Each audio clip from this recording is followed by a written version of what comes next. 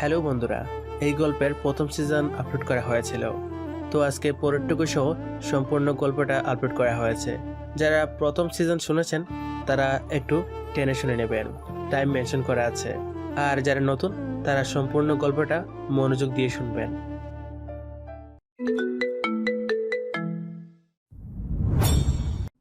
মানুষরা ভেবে নেয় আমি সবসময় শক্ত। তারা জানে না কখনো কখনো আমি শুধু কাঁদতে চাই নিঃশব্দে, কেউ না দেখার মতো। কতবার আমার স্বপ্ন হাতছাড়া হয়েছে, কতবার বাগুন লেগেছে আমার মনে, তা কেউ বুঝে না।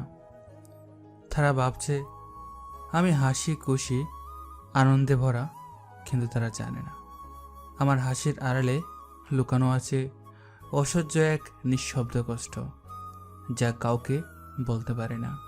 নিজের মধ্যে গুমড়ে গুমড়ে মরি।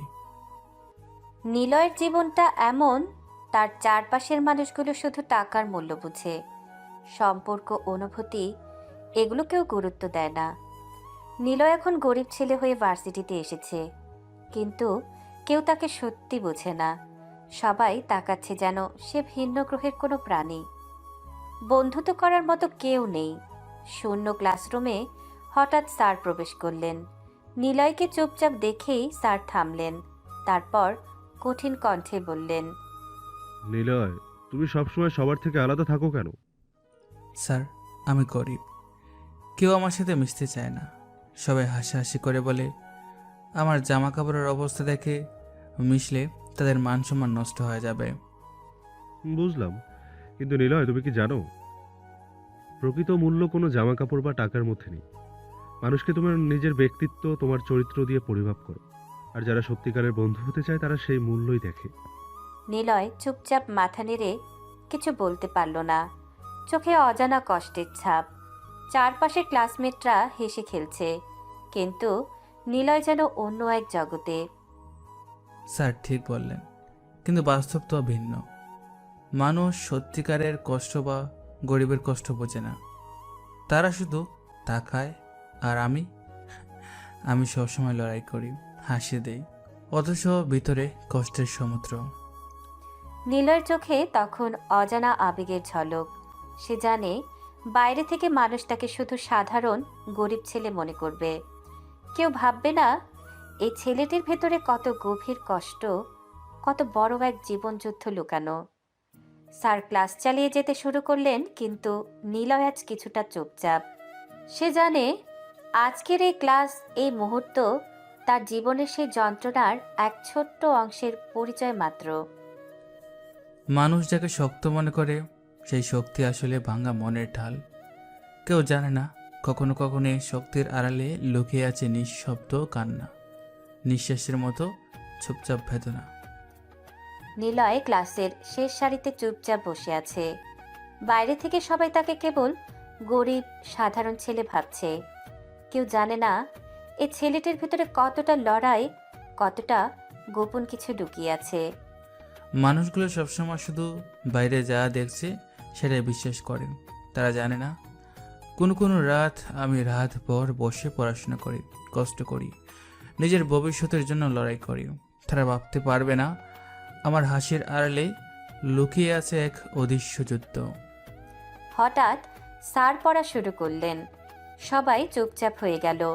স্যার তাকালেন নিলয়ের দিকে, তারপর ক্লাসের সবাইকে বললেন, আজকের ক্লাসটা একটু কঠিন, যারা মন দিয়ে পড়বে তারা পারবে। ক্লাসের সবাই শুরু করলো ফাঁকি দেওয়ার মতো মুখ, একে অপরের দিকে তাকিয়ে। স্যার পড়া ধরলেন, কিন্তু কেউ ঠিকমতো উত্তর দিতে পারছে না। আচ্ছা নিলয়, প্রথম প্রশ্নটা তো তোমার জন্য। বলো তো, সমীকরণের সমাধানটা কি? সমীকরণটির সমাধান হবে এক এক করে। তারপর বিস্তারিত ধাপে ধাপে উত্তর দিল। স্যার চোখ বড় করে তাকালেন, ঠোঁটের কোণে অল্প হেসে বললেন, বাহ, দারুণ নিলয়, তুমি অনেক ভালো করেছো। ধন্যবাদ স্যার। কিরে, তুই এত গরিব হয়েও এত ভালো পড়া পারিস কিভাবে? তোর তো টিউশন করার টাকাও নেই মনে হয়। আমি বাসায় পড়ি, কষ্ট করি, তাই সফল হই। ক্লাসমেটরা অবাক হয়ে কিছু বলতে পারল না। কেউ কেউ টিটকারি করতে লাগলো। দেখো তো, আমরা লাঞ্চের টাকা নিয়ে ঝগড়া করি আর ও বাসায় বসে পড়াশোনা করছে, কিভাবে সম্ভব? নিলয় শুধু চুপচাপ হেসে নিজের বইয়ের দিকে তাকালো। মনে মনে সে ভাবলো, মানুষ যা ভাবুক, আমি জানি নিজের পরিশ্রমই আমাকে এগিয়ে নিয়ে যাবে। কেউ আমার কষ্ট বুঝুক বা না বুঝুক, আমার লক্ষ্য আমার। ক্লাস শেষে সবাই বাইরে বের হলো। ঠিক সেই সময় সিঁড়ি দিয়ে নামছিল আখি, ভার্সিটির সিনিয়র। হঠাৎ পা পিছলে পড়ে গেল নিলয়ের উপর। নিলয় তাল সামলাতে না পেরে নিচে পড়ে গেল, আর অমনি দুজনের ঠোঁটে ঠোঁট লেগে গেল। আখি রেগে আগুন হয়ে বলল, ছাড় ছোট লোক কোথাকার, তোর সাহস হলো কিভাবে আমাকে কিস করার? আপনি ভুল ভাবছেন আপু, আমি কিস করে নাই আপনাকে। এটা একটা অ্যাক্সিডেন্ট। আপনি নিজে আমার উপর এসে পড়েছেন। আখি তার রাগ সামলাতে পারল না। চোখে আগুন, গায়ে বিদ্যুৎ, আর মুখের প্রতি কোনায় কোনায় রাগ জমেছে। Accident accident accident! ছোট লোক, তুই কি ভাবছিস আমি সহজে মানবো? তোর জন্য আমি পড়েছি, তোর জন্য সময় নষ্ট হয়েছে, আর তুই তুই আমার উপর পড়ে কিসের চেষ্টা করলি? নিলয় চুপচাপ দাঁড়িয়ে ধীরে ধীরে মাথা নত করে। সে জানে আখি রাগের আড়ালে শুধু লজ্জা আর অপ্রস্তুত কষ্ট। আপু, আমি আমি সত্যি কিস করি নাই। আমি চাই না কেউ কষ্ট পাক। ছোট লোক, তুই ভাবছিস আমি তোর এক্সকিউজ শুনবো? তুই শুধু চুপচাপ থাক, তারপর দেখবি কি করব। হঠাৎ আখির পাশে তার বান্ধবী হাজির হলো। মুখে অদ্ভুত রাগ আর কৌতূহল মিশ্রিত চেহারা। ইস, আখি দেখ তো, তোর গায়ে নোংরা লেগে গেল। আর ওই ছেলেটার পোশাক কত ময়লা। আমি জানি তুই ঠিক বলেছিস। আর ছোট লোক, তুই শোন, তোর সব অপরাধ ক্ষমা করতে পারি, কিন্তু তুই আমাকে কিস করেছিস, এটা কখনোই মাফ করব না। আপু, আমি ভুল করিনি। তবে যদি আপনি চান আমি সব ঠিক করে দেব। ছোট লোক, মনে রাখিস, আজকের এই ঘটনা শুধু অ্যাক্সিডেন্ট নয়। মনে রাখিস, আমি তোর উপর নজর রাখবো, আর তোর ছোট লোকই ভুল কোনো দিন মাপ হবে না। আখির রাগ তার চোখে আগুনের মতো জ্বলে উঠল। সে নিলয়ের দিকে দৃষ্টিটা সরাসরি রেখেই বলল, ছোট লোক, তোর ওই চেহারা, তোর ওই পোশাক আর তোর সাহস সব মিলে আমার সামনে আর কখনো আসবি না। যদি আবার দেখা হয় তাহলে খুব খারাপ হবে। আখি এই লাইন শেষ করেই দ্রুত সিঁড়ি দিয়ে উপরে চলে গেল। তার পেছনে রেখে গেল আগুন, লজ্জা আর অসহায় ক্ষোভের মিশ্রণ। যাকে আজ এত অপমান করছেন, যাকে আজ সবাই শুধু ছোট লোক ভাবছে, কাল তার নাম শুনলে পুরো ভার্সিটি কাঁপবে। নিলয়ের চোখে এক অদ্ভুত ঠান্ডা ঝলক। বাইরে থেকে সবাই দেখল কেবল সাধারণ গরিব ছেলে, কিন্তু কেউ জানে না তার ভেতরে লুকানো আছে এক বিশাল শক্তি। এক শক্তি যা লজ্জা, অপমান আর ছোট লোকের চোখকেও কাঁপাতে পারে। মানুষ ভাবুক, আমাকে ছোট লোক মনে করুক, সত্যিকারের ক্ষমতা আর সম্মান আসে লড়াই, ধৈর্য আর নিঃশব্দ পরিকল্পনার মধ্য দিয়ে। নিলয় ম্যাচের দিকে চলে গেল। তার ধাপগুলি শান্ত, তবে ভেতরে এক অদ্ভুত উত্তেজনা। বইপত্র হাতে নিয়েও মনে মনে সে ভাবছে কিভাবে আজকের এই ঘটনা শুধু একটা ছোট ঝগড়া নয়, বরং এক গভীর যুদ্ধের সূচনা। আমি সবাইকে দেখাবো যে মানুষকে আজ অপমান করছে সে শুধু সাধারণ ছেলে নয়, তার ভিতরে লুকানো আছে এমন শক্তি যা একদিন সবার দম বন্ধ করে দেবে। ম্যাসিডেলয় চুপচাপ বসে আছে। বাইরে সবাই রোদের আলোয় ব্যস্ত, কিন্তু নিলয়ের চোখে এক অদৃশ্য অগ্নি জ্বলে। ভার্সিটির অজানা এক টপার, যাকে কেউ এখনো সত্যি বোঝেনি, আজও নিঃশব্দে তার পরিকল্পনা শুরু হয়েছে। নিলয় ম্যাসে ঢুকলো। বাতাস, হালকা আলো, ধূসর দেয়াল আর কাঠের টেবিল সবই সাধারণ, কিন্তু নিলয়ের চোখে যেন নতুন এক জগৎ খুলে গেছে। সে চুপচাপ নিজের জায়গায় বসলো। পাশের বন্ধু তাকিয়ে থাকে, মুখে অদ্ভুত হাসি দিল। নিলয়, আয় খেয়ে নে, ভাজা আলু আছে, ভাত আছে, বসেই খাই একসাথে। নিলয় ফ্রেশ হয়ে এসে টেবিলের দিকে গেল। আলু ভাজি আর ভাত তার সামনে রাখা হলো। সে চুপচাপ, কিন্তু চোখে এক অদ্ভুত শান্তি। ধন্যবাদ বন্ধু। নিলয় আলু ভাজি তুলে ধরলো, ভাতের সঙ্গে মিশিয়ে খেতে শুরু করলো। হালকা হাসি, নিঃশব্দ প্রশান্তি। ম্যাসে কিছুক্ষণ চুপচাপ নীরবতা। তোর এইসব খেতে খারাপ লাগে না? এত সাধারণ খাবার তুই খাচ্ছিস আর খুশি হচ্ছিস? বন্ধু জানিস কত মানুষ আছে যারা এখনো কিছু খায়নি, যার হাতে কোনো ভাতের প্লেট নেই, যার টুটের কাছে খাবারের গন্ধ নেই। আমি তাদের কথা ভাবি, আর এই আলু ভাজি ভাতের সঙ্গে খাচ্ছি, এটাই আমার কাছে অনেক বড়। নিলয়ের সেই কথার ভেতর শুধু খাদ্য বা তৃপ্তি নয়, আছে এক অদৃশ্য দার্শনিক দৃষ্টিভঙ্গি। তার চোখে শান্তি, হাতে কাজ আর মননের লড়াই সবই একসাথে মিশে এক অদ্ভুত শক্তি তৈরি করছে। সত্যি তুই অন্যরকম নিলয়। সাধারণ জিনিসও তোর কাছে অনেক বড় হয়ে যায়। হ্যাঁ বন্ধু, মানুষ যা পাবে না তার জন্য কৃতজ্ঞ থাকা সবচেয়ে বড় শিক্ষা। আর আমি জানি ভোগ্য জিনিসের মধ্যে নয়, ধৈর্য, লড়াই আর পরিকল্পনায় আসল শক্তি। নিলয় আলু ভাজি মুখে নিয়ে হেসে খাচ্ছে। বাইরের মানুষ ভাববে এক সাধারণ গরিব ছেলে, কিন্তু নিলয়ের ভেতরে লুকানো শক্তি, ধৈর্য আর মাফিয়ার ছায়া, সেগুলো কেবল সে নিজেই জানে। রাত, মেসে সবকিছু নিস্তব্ধ। বন্ধুদের ঘুমন্ত নিঃশ্বাস, দূরের ঘড়ির টিকটিকানি আর হালকা বাতাসের ফিসফিস সব মিলিয়ে একটি রহস্যময় নীরবতা। নিলয় চুপচাপ নিজের কোণায় বসে, চোখে অদ্ভুত ভাবনা। আলু ভাজি আর ভাত খাওয়ার পরও ভেতরে এক অদৃশ্য উত্তেজনা। হঠাৎ নীল আলো ঝলমল করে নিলয়ের ফোনে কল আসে। সে চুপচাপ ফোনের দিকে তাকালো। নামটা দেখেই চোখে অগ্নিস্ফুলিঙ্গ ঝলমল করতে লাগলো। বন্ধু ঘুমিয়ে থাকায় কেউ বুঝতে পারল না নিলয় এখন অন্য এক জগতে প্রবেশ করতে চলেছে, যেখানে রূপান্তরিত হয় ছোট লোক নিলয় হয়ে যায় টপ মাফিয়া গডফাদার, যার জীবন কেউ জানে না।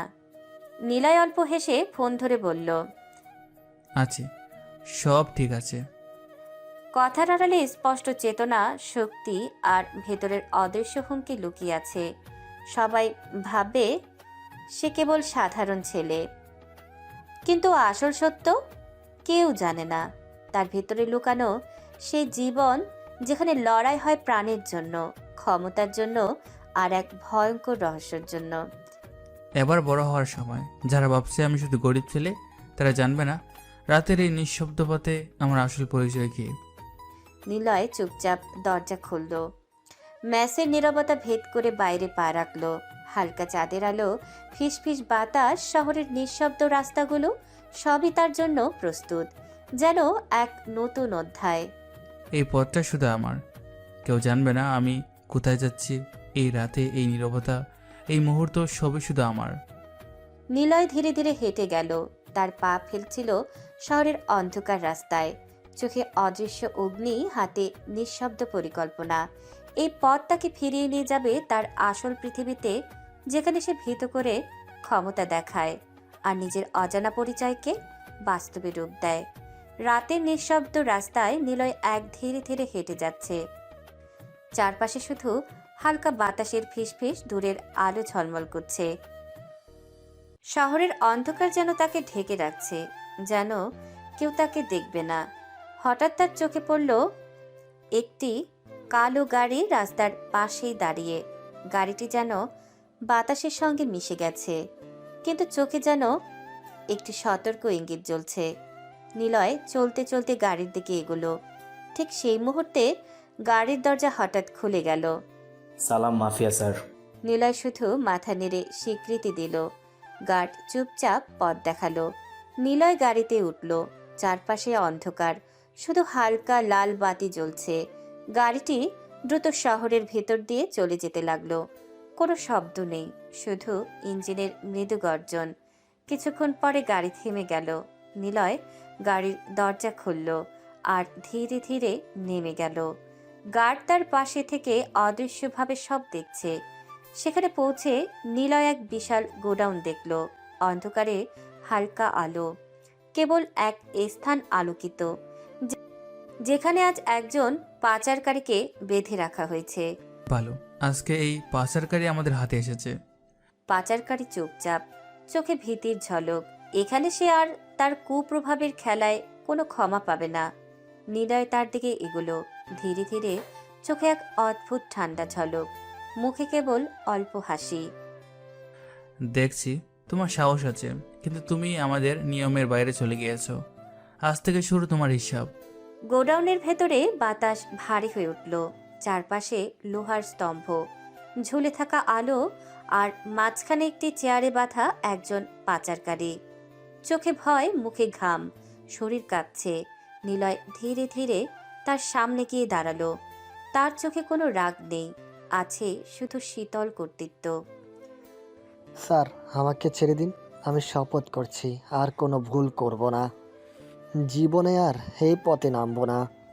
লোকটার গলা ভেঙে আসছে, ভয় আর অসহায়ত্ব একসাথে মিশে গেছে।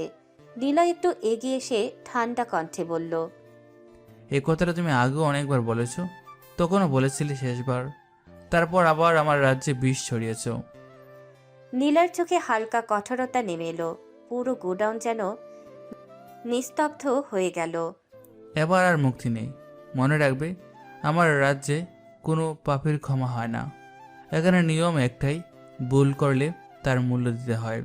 কথাগুলো শেষ হতেই নিলয় ধীরে করে হাত তুলল। কোনো চিৎকার নয়, কোনো বাড়তি কথা নয়, শুধু একটি স্পষ্ট ইশারা। নিলয়ের লোকেরা সাথে সাথে এগিয়ে গেল, চারপাশ ঘিরে ফেলল সেই পাচারকারীকে। না স্যার, প্লিজ আর একবার সুযোগ দিন। কিন্তু গোডাউনের নিয়ম বদলায় না। নিলয়ের ইশারা মানে শেষ সিদ্ধান্ত। নিলয়ের লোকেরা তাকে মারতে লাগলো, নিজের কাজের হিসাব বুঝিয়ে দিতে লাগলো। গোডাউনের ভেতরে শুধু ভারী নিঃশ্বাস আর ভয় ভরা আত্মস্বরে ভরে উঠল পরিবেশ। নিলয় পেছনে দাঁড়িয়ে সব দেখছিল। তার চোখে দয়া নেই, কিন্তু আছে ন্যায়ের কঠোর সীমা। যারা আমার আন্ডারওয়ার্ল্ডে ঢুকে বিশ্বাস ভাঙে, তারা শুধু শাস্তি পায়। এখানে আবেগ চলে না, চলে নিয়ম। নিলয় ধীরে ঘুরে দাঁড়ালো। তার কোটের প্রান্ত বাতাসে নড়ে উঠল।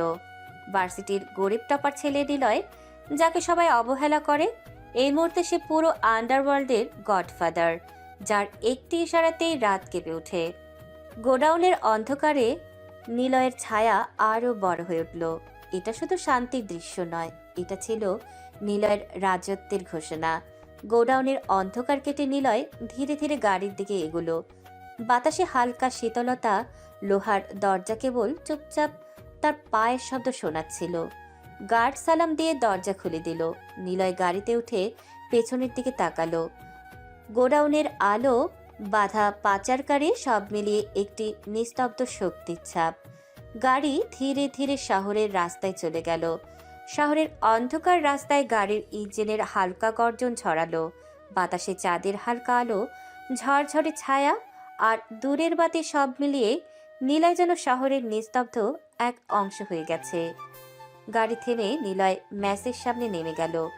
গার্ড চুপচাপ পাশে দাঁড়িয়ে নিরাপত্তা নিশ্চিত করল। ভোরের হালকা রোদ ভার্সিটির মাঠে পড়েছে। ম্যাসের বাইরে কিছুটা আভাস। রাস্তায় মানুষ হালকা ব্যস্ত। নিলয় তার ব্যাগ কাঁধে নিয়ে ধীর পায়ে ক্লাসের দিকে এগুচ্ছে। ক্লাসে ঢুকতেই সবাই তার দিকে তাকালো। আজ নিলয়ের জামা কাপড় পুরনো, একটু মলিন, শার্টের কোনা হলুদ, জিন্সের দাগ, কিন্তু সে চুপচাপ, কোনো ভাব দেখায় না। দেখো তো, সেই নিলয়। আজ আর গ্ল্যামার নেই, জামা জিন্সের অবস্থা দেখে হাসি ধরে রাখা যাচ্ছে না। ঠিক বলেছিস, টিউশনি করতে টাকাও নেই, আর এখন কি জামা দেখছো? হায় হায়, আজ তো পুরোপুরি সাধারণ ছেলে হয়ে গেছে। নিলয় চুপচাপ বসলো, ব্যাগ রাখলো, চোখে সামান্য কষ্টের ছাপ, কিন্তু মুখে কোনো হাহাকার নেই। সে জানে বাইরের মানুষ শুধু বাইরে যা দেখছে সেটাই বিচার করছে। কি অদ্ভুত, যারা গতকাল শুনে নিলয় তো সাফল্য পেয়েছে, আর জামা কাপড় দেখে সবাই হাসছে। নীলার কষ্ট চোখে ঝলক লাগলো। অন্তরে লুকানো সেই ভাঙা অনুভূতি বাইরে প্রকাশ পেল না। সে শুধু মাথা নেড়ে নিজ জায়গায় বসলো। মানুষ যা ভাবুক, আমি জানি নিজের লড়াই আমাকে এগিয়ে নিয়ে যাবে। বাইরের হাসি বা ঠাট্টা আমার পথ আটকাতে পারবে না। ক্লাসের সবকিছু চলল যেমন সব সময়। স্যার পড়া ধরলেন, বন্ধুরা ফাঁকি দেওয়ার চেষ্টা করলো, কিন্তু নিলয় তার নিজের ধীরতা বজায় রাখলো। দুপুরের ভরা ভার্সিটির মাঠে কিছুটা রোদ, কিছুটা ছায়া। নিলয় ব্যাগ কাঁধে ক্লাসে ঢুকছিল। হঠাৎ আঁখি তার বান্ধবীদের সঙ্গে সিঁড়ি দিয়ে নামছে, চোখে হালকা উচ্ছ্বাস, মুখে বিদ্রুপের হাসি। দেখ তো নীলা, আজ আবার কি হলো? তোর জামার অবস্থা কি, দাগ, পুরনো জিন্স, একদম ছেঁড়া সাজ। সত্যি বলছি, তোর উপর দিয়ে কি যেন ঝরে গেছে। এতটা মলিন জামা কেউ দেখেনি আগে। এইভাবে ভার্সিটিতে পড়ার সাহস কিভাবে হলো? তোকে এই ভার্সিটিতে পড়তে কে দিল? হুম, এমন চেহারা আর জামা পরে কেউ ভার্সিটিতে আসে? ক্লাসমেটরা হেসে উঠল। আখি এবং তার বান্ধবীরা একদম ফাঁদ ঝুলিয়ে রাখছে। নিলয় ধীরে ধীরে তাদের দিকে তাকালো।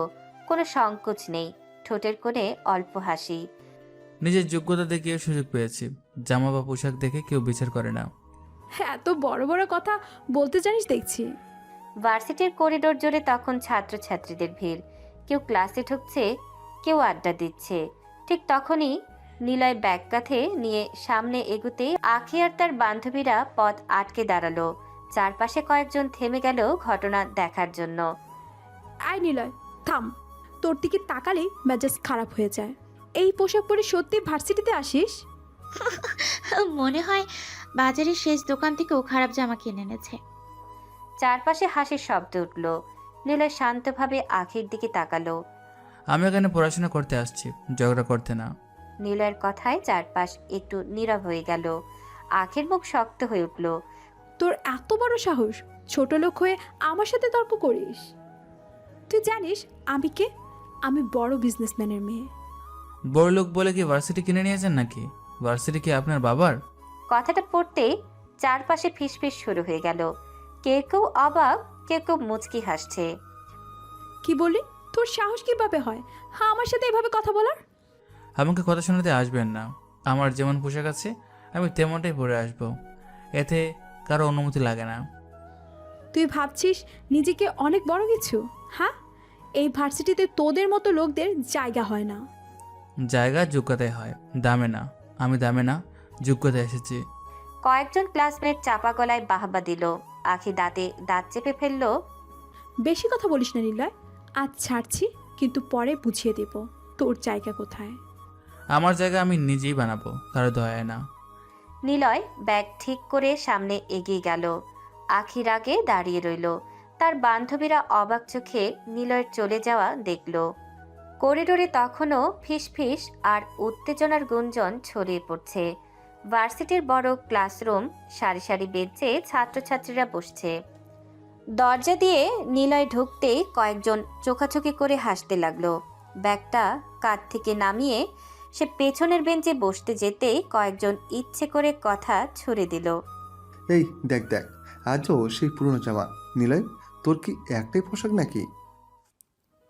ভাই, তুই ভুল জায়গায় চলে এসেছিস। এটা ভার্সিটি, গ্যারেজ না। পুরো বেঞ্চ জুড়ে হাসির শব্দ উঠল। নিলয় ধীরে ব্যাগ খুলে খাতা বের করলো। গ্যারেজ হলে হাতের কাজ লাগতো, এখানে মাথার কাজ লাগে, তাই আমি ঠিক জায়গাতেই এসেছি। ও, বড় কথা বলছিস নাকি? পোশাকেই ঠিক নাই, আবার বড় বড় কথা।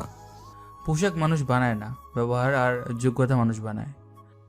তাহলে দেখেও যোগ্যতা নাকি শুধু কথা? প্রশ্ন দিলে উত্তর দেব, হাসলে হাসবো না, কাজ করলে কাজ দেখাবো।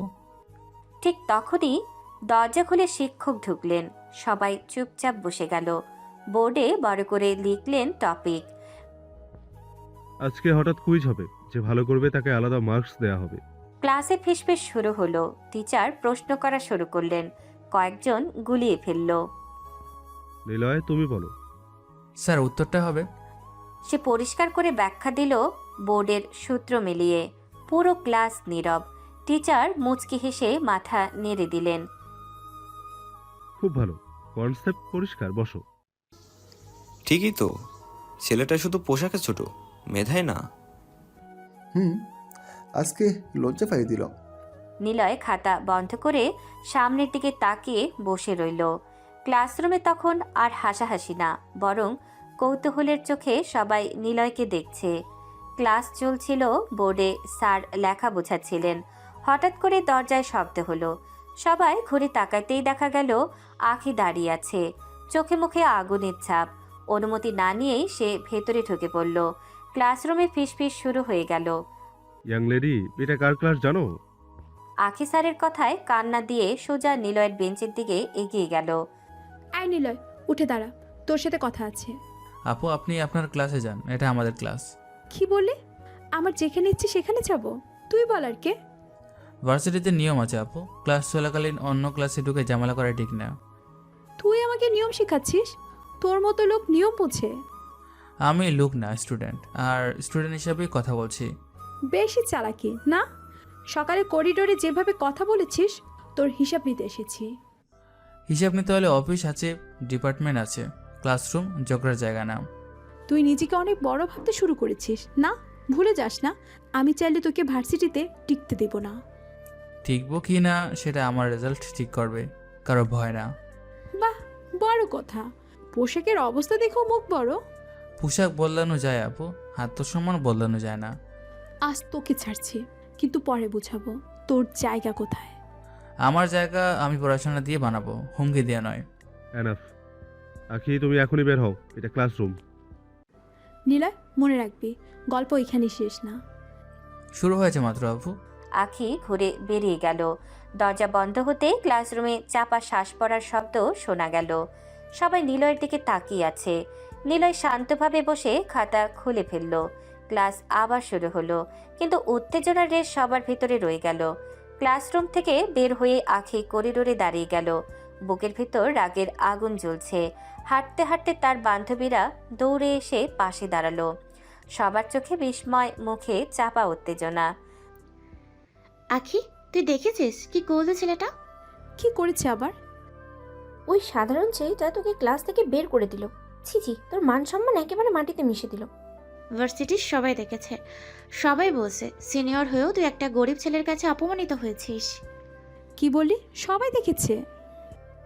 হ্যাঁ রে, তোকে যেভাবে বললো আপু আপনি আপনার ক্লাসে যান, শুনে তো আমরা নিজেই অবাক।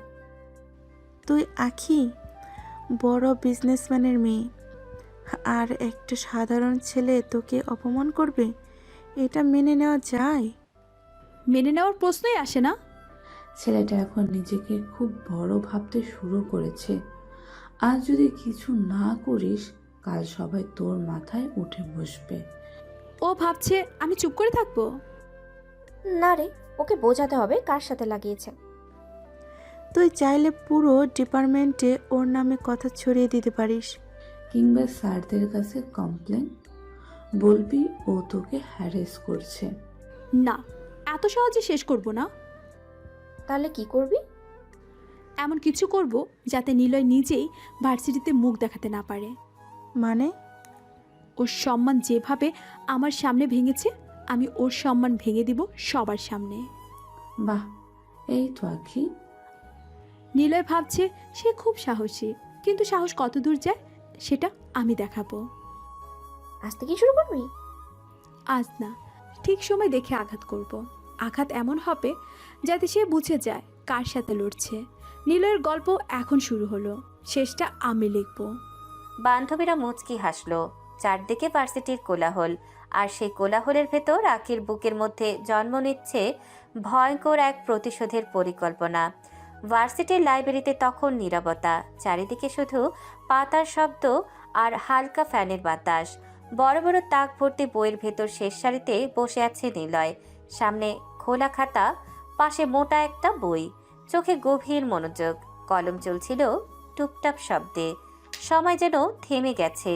হঠাৎ নিলয়ের পকেট থেকে ফোন কেঁপে উঠল। নীরব লাইব্রেরিতে শব্দটা স্পষ্ট শোনা গেল। নিলয় তাড়াতাড়ি ফোনটা বের করে স্ক্রিনে তাকালো। লেখা উঠল আম্মা। নিলয় ধীরে ফোন কানে নিল। হ্যালো আম্মা। বাবা, বাড়িতে আসবি না? কতদিন তোকে দেখি না। নিলয়ের চোখ একটু থমকে গেল। কলম নামিয়ে দিল টেবিলে, তারপর আস্তে আস্তে বলল, আম্মা আমি আর বাড়িতে ফিরতে চাই না, এখানে থাকলেই ভালো আছি। বাবা, এমন কথা বলিস কেন? রাগ করে থাকিস না, বাড়িতে আয়, তোকে দেখতে খুব ইচ্ছে করছে। এখানে পড়াশোনা অনেক চাপ, গেলে আবার মন ভেঙে যাবে। বাবা, তোর জন্য ভাত রান্না করি, জানালা দিয়ে তাকিয়ে থাকি, তুই না এলে ঘরটাই ফাঁকা লাগে। আচ্ছা আম্মা, তোমাকে গিয়ে দেখে আসবো। সত্যি? হ্যাঁ, কিন্তু বেশি সময় থাকতে পারবো না, শুধু তোমাকে দেখে আবার চলে আসবো। থাকিস না বাবা, একটু থাক। চেষ্টা করব। এখন ফোন রাখি, পরে কথা বলবো। ঠিক আছে বাবা, সাবধানে থাকিস। তুমি ভালো থেকো আম্মা। কল কেটে গেল। নিলয় ধীরে ফোন নামিয়ে টেবিলে রাখলো। চোখের সামনে খোলা বই থাকলেও মনটা অনেক দূরে চলে গেছে। লাইব্রেরির জানালা দিয়ে আলো ঢুকছিল। নিলয় বইয়ের পাতায় হাত বুলিয়ে আবার পড়ায় মন দিতে চেষ্টা করলো। চারপাশে সবাই পড়ছে, কিন্তু নিলয়ের ভেতরে তখন শুধু একটাই শব্দ ঘুরছে, বাড়ি। লাইব্রেরির ভেতর তখন গভীর নীরবতা। জানালার কাছ ভেদ করে সন্ধ্যার হালকা আলো ঢুকছে। সারি সারি বইয়ের তাক যেন সময়ের সাক্ষী হয়ে দাঁড়িয়ে আছে। কয়েকজন ছাত্র মাথা নিচু করে পড়ছে, কারো হাতে কলম, কারো চোখে ক্লান্তি। সে নীরবতার মাঝখানে নিলয় একা বসেছিল সে শাড়ির টেবিলে। সামনে খোলা খাতা, পাশে মোটা বই, কিন্তু মনটা আর পাতার ভেতরে আটকে নেই। হঠাৎ ফোন কেঁপে উঠতেই নীরব পরিবেশ অদ্ভুত একটা কম্পন ছড়িয়ে পড়ল। নিলয় ধীরে ফোন বের করলো। স্ক্রিনে নাম ভেসে উঠল। চোখে এক মুহূর্তের জন্য অন্যরকম সতর্কতা চলে এলো। সে ফোন কানে তুলতেই বাইরের দুনিয়ার শব্দ যেন ভেতরে ঢুকে পড়ল। বলো। বস, একটা খবর আছে। নিলয়ের দৃষ্টি জানালার বাইরে আটকে গেল। বিকেলের আলো গাছের পাতায় পড়ে কাঁপছে। কি খবর? যে লোকটা আগে ধরা পড়েছিল সে আবার কাজ শুরু করেছে। আজ সকালে 2 ট্রাক নামিয়েছে। নিলয়ের মুখের স্বাভাবিকতা ধীরে ধীরে শক্ত হয়ে গেল। চোখে শান্তির বদলে কঠোরতা নেমে এলো। আমি তো বলেছিলাম নজরে রাখতে। রাখছি বস, এখনই লোক পাঠিয়েছি। সে পালাতে চাইছে। নিলয় চেয়ার থেকে ধীরে উঠে দাঁড়ালো। লাইব্রেরির ভেতর তার ছায়া লম্বা হয়ে মেঝেতে পড়ল। চারপাশের বইগুলো যেন তার দিকে চেয়ে আছে। পালানোর সুযোগ পাবে না। কোথায় তুলবো বস? নিলয় কয়েক সেকেন্ড চুপ করে থাকলো। জানালার বাইরে তাকিয়ে শহরের দিকটা দেখলো। গোডাউনে নিয়ে আসো এখনই। ঠিক আছে বস, আধা ঘন্টার মধ্যে। দেরি হলে সমস্যা হবে, আজ হিসাব শেষ করতে হবে। বুঝেছি বস। কল কেটে গেল। নিলয় ধীরে ফোন নামালো। লাইব্রেরির সে শান্ত পরিবেশের তার নিঃশ্বাসের শব্দ পরিষ্কার শোনা যাচ্ছিল। কয়েক সেকেন্ড দাঁড়িয়ে রইল, তারপর টেবিলের ওপর রাখা বই বন্ধ করলো। খাতাটা ব্যাগে ঢোকালো। করিডোর দিয়ে হাঁটার সময় চারপাশে ছাত্রছাত্রীদের হাসি, কথা, ব্যস্ততা চলছিল। কেউ বুঝতেও পারছে না এই সাধারণ পোশাকের ছেলেটার জীবনের অন্য এক দিক আছে। নিলয়ের হাঁটায় কোনো তাড়াহুড়ো নেই, কিন্তু প্রতিটা পা ফেলায় ছিল দৃঢ়তা। ভার্সিটির গেট পেরিয়ে বাইরে আসতেই বিকেলের বাতাস মুখে লাগলো। রাস্তায় গাড়ির শব্দ, মানুষের ভিড়, দোকানের আলো, সব মিলিয়ে শহরটা জীবন্ত। নিলয় ধীরে সামনে এগিয়ে গেল। তার সাধারণ জামা, কাঁধে ব্যাগ, চোখে শান্ত চাহনি, সব কিছু দেখলে কেউ বিশ্বাসই করবে না এই ছেলেটা কিছুক্ষণের মধ্যে অন্য এক পরিবেশে ঢুকবে। দূরে কোথাও একটা কালো গাড়ি অপেক্ষা করছিল, আর শহরের বিকেলে ধীরে ধীরে আরও গাঢ় হয়ে উঠছিল। শহরের একপাশে পুরনো ইটের তৈরি বিশাল গোডাউনটা অন্ধকারের ভেতর দাঁড়িয়েছিল। বাইরে শুধু দু একটা হলুদ আলো, চারিদিকে নিস্তব্ধতা। রাত যত গভীর হচ্ছিল জায়গাটা তত ভয়ঙ্কর লাগছিল। কালো গাড়ি ধীরে এসে থামলো। দরজা খুলতে নিলয় নামলো। সাধারণ পোশাক, কিন্তু হাঁটার ভেতরে ছিল অন্যরকম কর্তৃত্ব। ভেতরে ঢুকতে চারদিক লোহার গন্ধ, সিমেন্টের মেঝে ঝুলে থাকা বাতি, মাঝখানে একটা চেয়ারে বাঁধা একজন লোক, মুখে ভয়, শরীর কাঁপছে। নিলয়ের লোকেরা দুপাশে দাঁড়িয়ে গেল। পরিবেশটা আরো ভারী হয়ে উঠল। নিলয় ধীরে ধীরে সামনে এগিয়ে গেল। প্রতিটা পায়ে শব্দ পড়ছে গোডাউনের ফাঁকা ভেতরে। তোকে আগেও অনেক সুযোগ দিয়েছিলাম। ভাই, আমাকে ছেড়ে দেন, আর ভুল করব না। এই কথা তুই আগেও বলেছিস, কিন্তু বদলালি রে কই? আমি বলেছিলাম এই এলাকায় নিয়ম মাংলে ছাড় নেই, তুই সে নিয়ম পায়ের নিচে ফেলেছিস। শেষবারের মতো মাফ করে দেন ভাই। মাফ সবার জন্য না। হঠাৎ নিলয় সামনে ঝুঁকে লোকটার কলার চেপে ধরল। গোডাউনের বাতি দুলে উঠল। তোকে বদলানোর সময় দেওয়া হয়েছিল, তুই সুযোগ নষ্ট করেছিস। নিলয় ইশারা করতেই আশেপাশে দাঁড়িয়ে থাকা লোকেরা এগিয়ে এলো। তারা লোকটাকে শক্ত করে ধরে রাখলো। সে ছটফট করতে লাগলো। প্লিজ ভাই। এবার পাপের শাস্তি ভোগ করবে, আমি কাউকে ছেড়ে দিই না। লোকেরা তাকে মারতে শুরু করলো। গোডাউনের ভেতর শুধু তার আর্তস্বরে ভরে উঠল। নিলয় কয়েক সেকেন্ড তাকিয়ে থাকলো। মুখে কোনো আবেগ নেই, শুধু কঠিন সিদ্ধান্তের ছাপ। কিছুক্ষণ পর সে হাত তুলে থামার ইশারা করলো। যথেষ্ট। লোকেরা সরে গেল। লোকটা নিস্তেজ হয়ে চেয়ারে ঝুলে রইল। নিলয় সামনে দাঁড়িয়ে শেষ কথা বলল। আজকের পর এই পথে নামার সাহস করলে আর কেউ তোকে বাঁচাতে পারবে না। সে ঘুরে দাঁড়ালো। গোডাউনের দরজার দিকে হাঁটতে হাঁটতে বাতির আলোয় তার ছায়া লম্বা হয়ে গেল। বাইরে রাত আরো গাঢ়, শহর ঘুমাচ্ছে, আর গোডাউনের ভেতরে থেকে ধীরে ধীরে স্তব্ধতা ফিরে আসছে। রাত অনেকটা গভীর হয়ে এসেছে। শহরের কোলাহল ধীরে ধীরে থেমে যাচ্ছে। রাস্তার আলোগুলো এক এক করে জ্বলে উঠেছে। নিলয় ধীর পায়ে মেসের সামনে এসে দাঁড়ালো। সারাদিনের ক্লান্তি শরীরের ভেতর জমে আছে, তবু মুখে তার স্বাভাবিক শান্ত ভাব। দরজা ঠেলে ভেতরে ঢুকতেই হালকা হলুদ আলো চোখে পড়ল।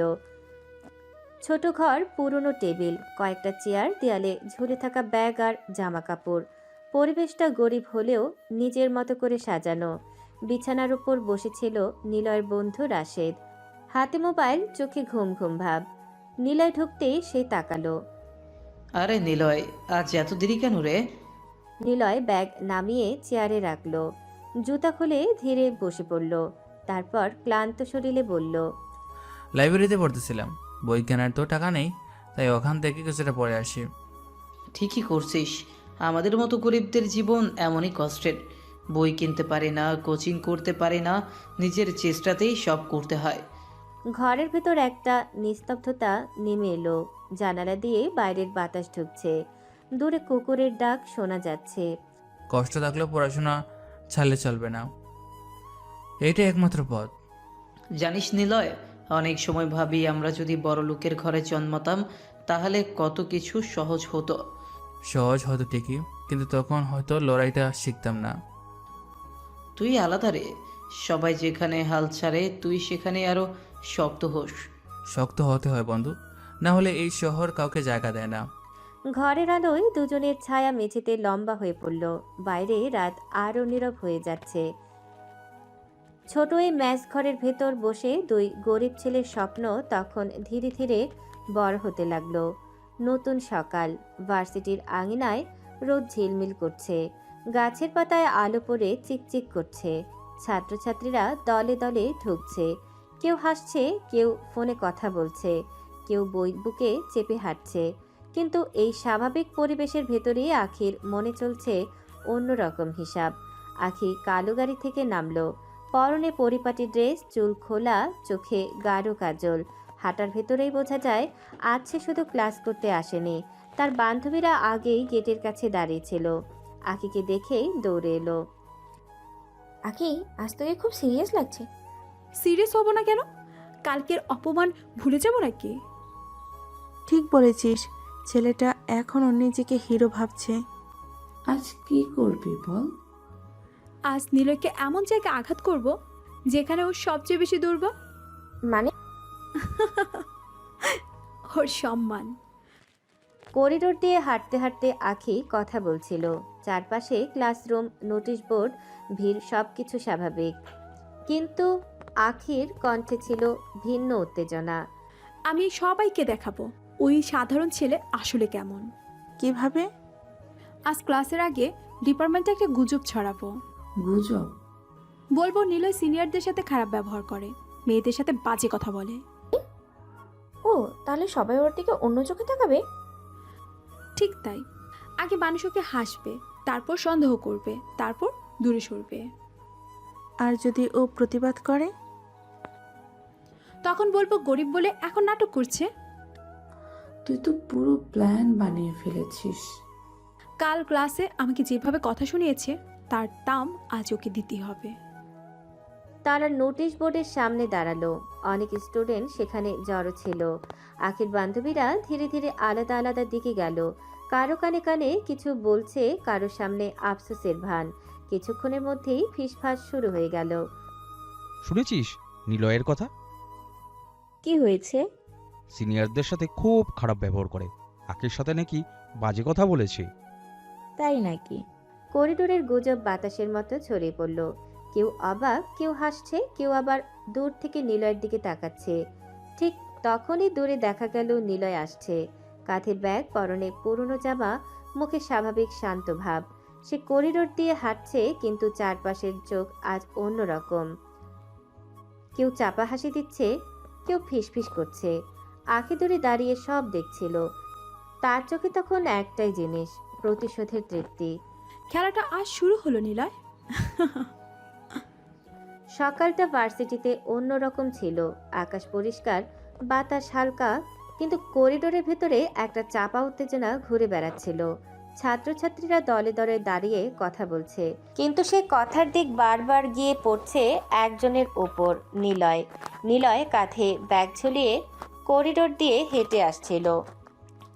পরনে তার পুরনো জামা, মুখে স্বাভাবিক শান্ত ভাব, কিন্তু আজ চারপাশের চোখগুলো আগের মতো নয়।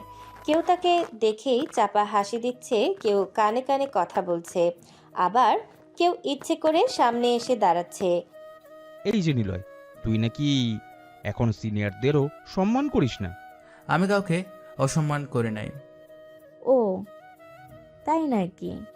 তাহলে আঁখি আপুর সাথে তোর ঝামেলা কি ছিল? সিনিয়র হয়ে উনি কথা বললে তুই উল্টো কথা বলেছিস, এটাই তো খারাপ ব্যবহার। ভার্সিটিতে নিয়ম আছে, সিনিয়রদের সম্মান করতে হয়। সম্মান আমি সবাইকে করি, কিন্তু অন্যায় হলে চুপ থাকবো না। ওরে বাবা, দেখিস না কেমন সাহস বেড়েছে, জুনিয়র হয়ে লেকচার দিচ্ছে।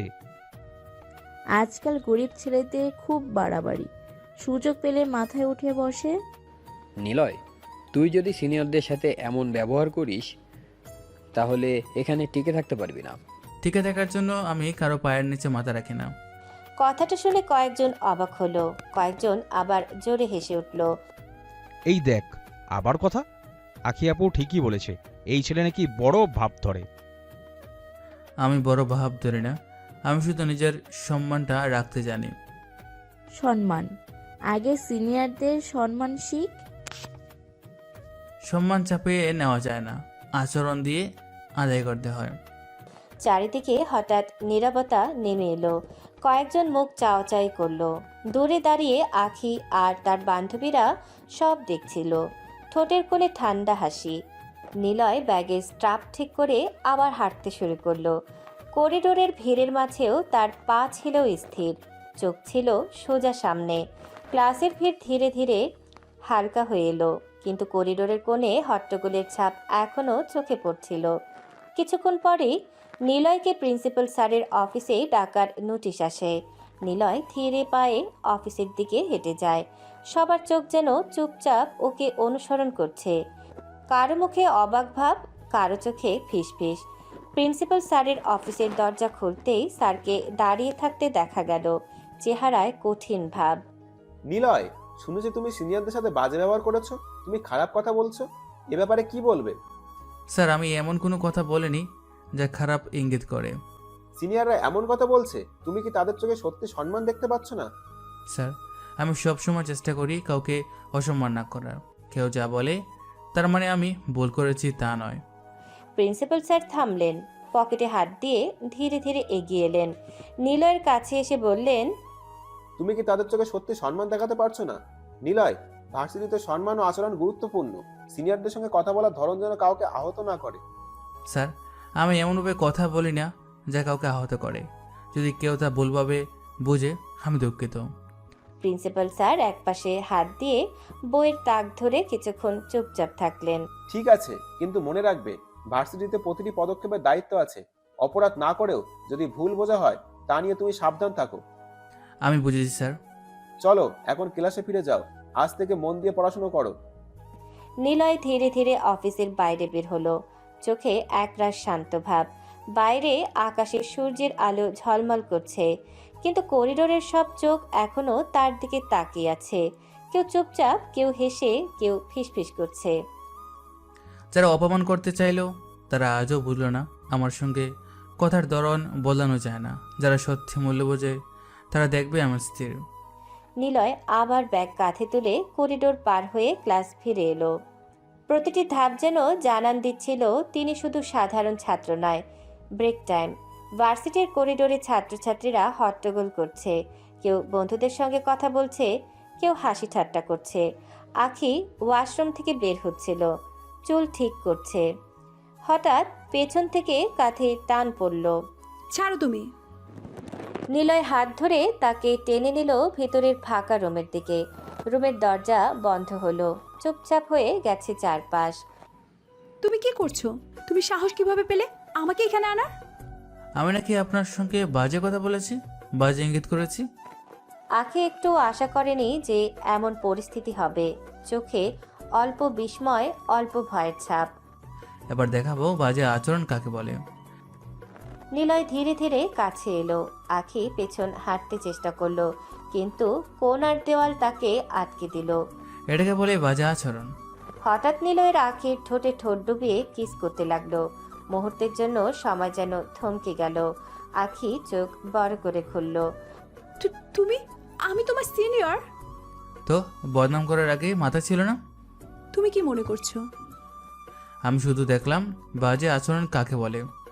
আখি চুপচাপ, কিন্তু চোখে অদ্ভুত কেঁপে ওঠার ছাপ।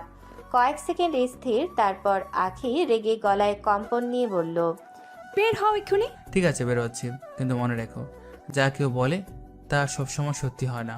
নিলয় ধীরে ধীরে দরজা খুলে করিডোরে চলে গেল। আখি দাঁড়িয়ে আছে, চোখে গরম আগুন আর ভেতরে অদ্ভুত অচেনা শঙ্কা। আখি ওয়াশরুম থেকে বের হলেই তার বান্ধবীরা পাশে এসে দাঁড়ালো। চোখে চোখ রেখে হাসি মুখে ফিসফিস করতে লাগলো। কিরে, তোর ঠোঁট লাল কিভাবে হলো? তেমন কিছু না। আখির চেহারায় তখন রাগ আর লজ্জার মিশ্রণ। মনটা যেন আগুনে জ্বলে।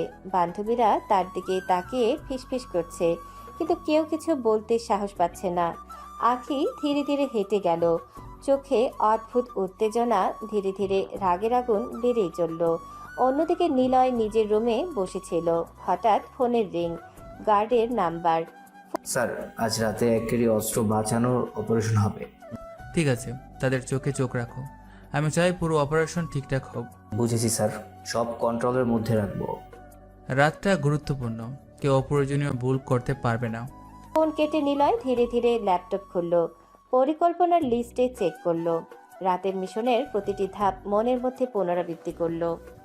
রাতটা আমাদের নিয়ন্ত্রণে রাখতে হবে। ভেতরে নিলয়ের চোখে অদ্ভুত স্থিরতা, ঠান্ডা বুদ্ধি। কেউ জানে না যে তার জীবন কতটা ঝুঁকিপূর্ণ এবং কতটা সঠিক পরিকল্পনার উপর নির্ভরশীল। আকাশে রাতের অন্ধকার নেমেছে, কিন্তু নিলয় জানে আজ রাতে তার পরিকল্পনা বাস্তব হবে।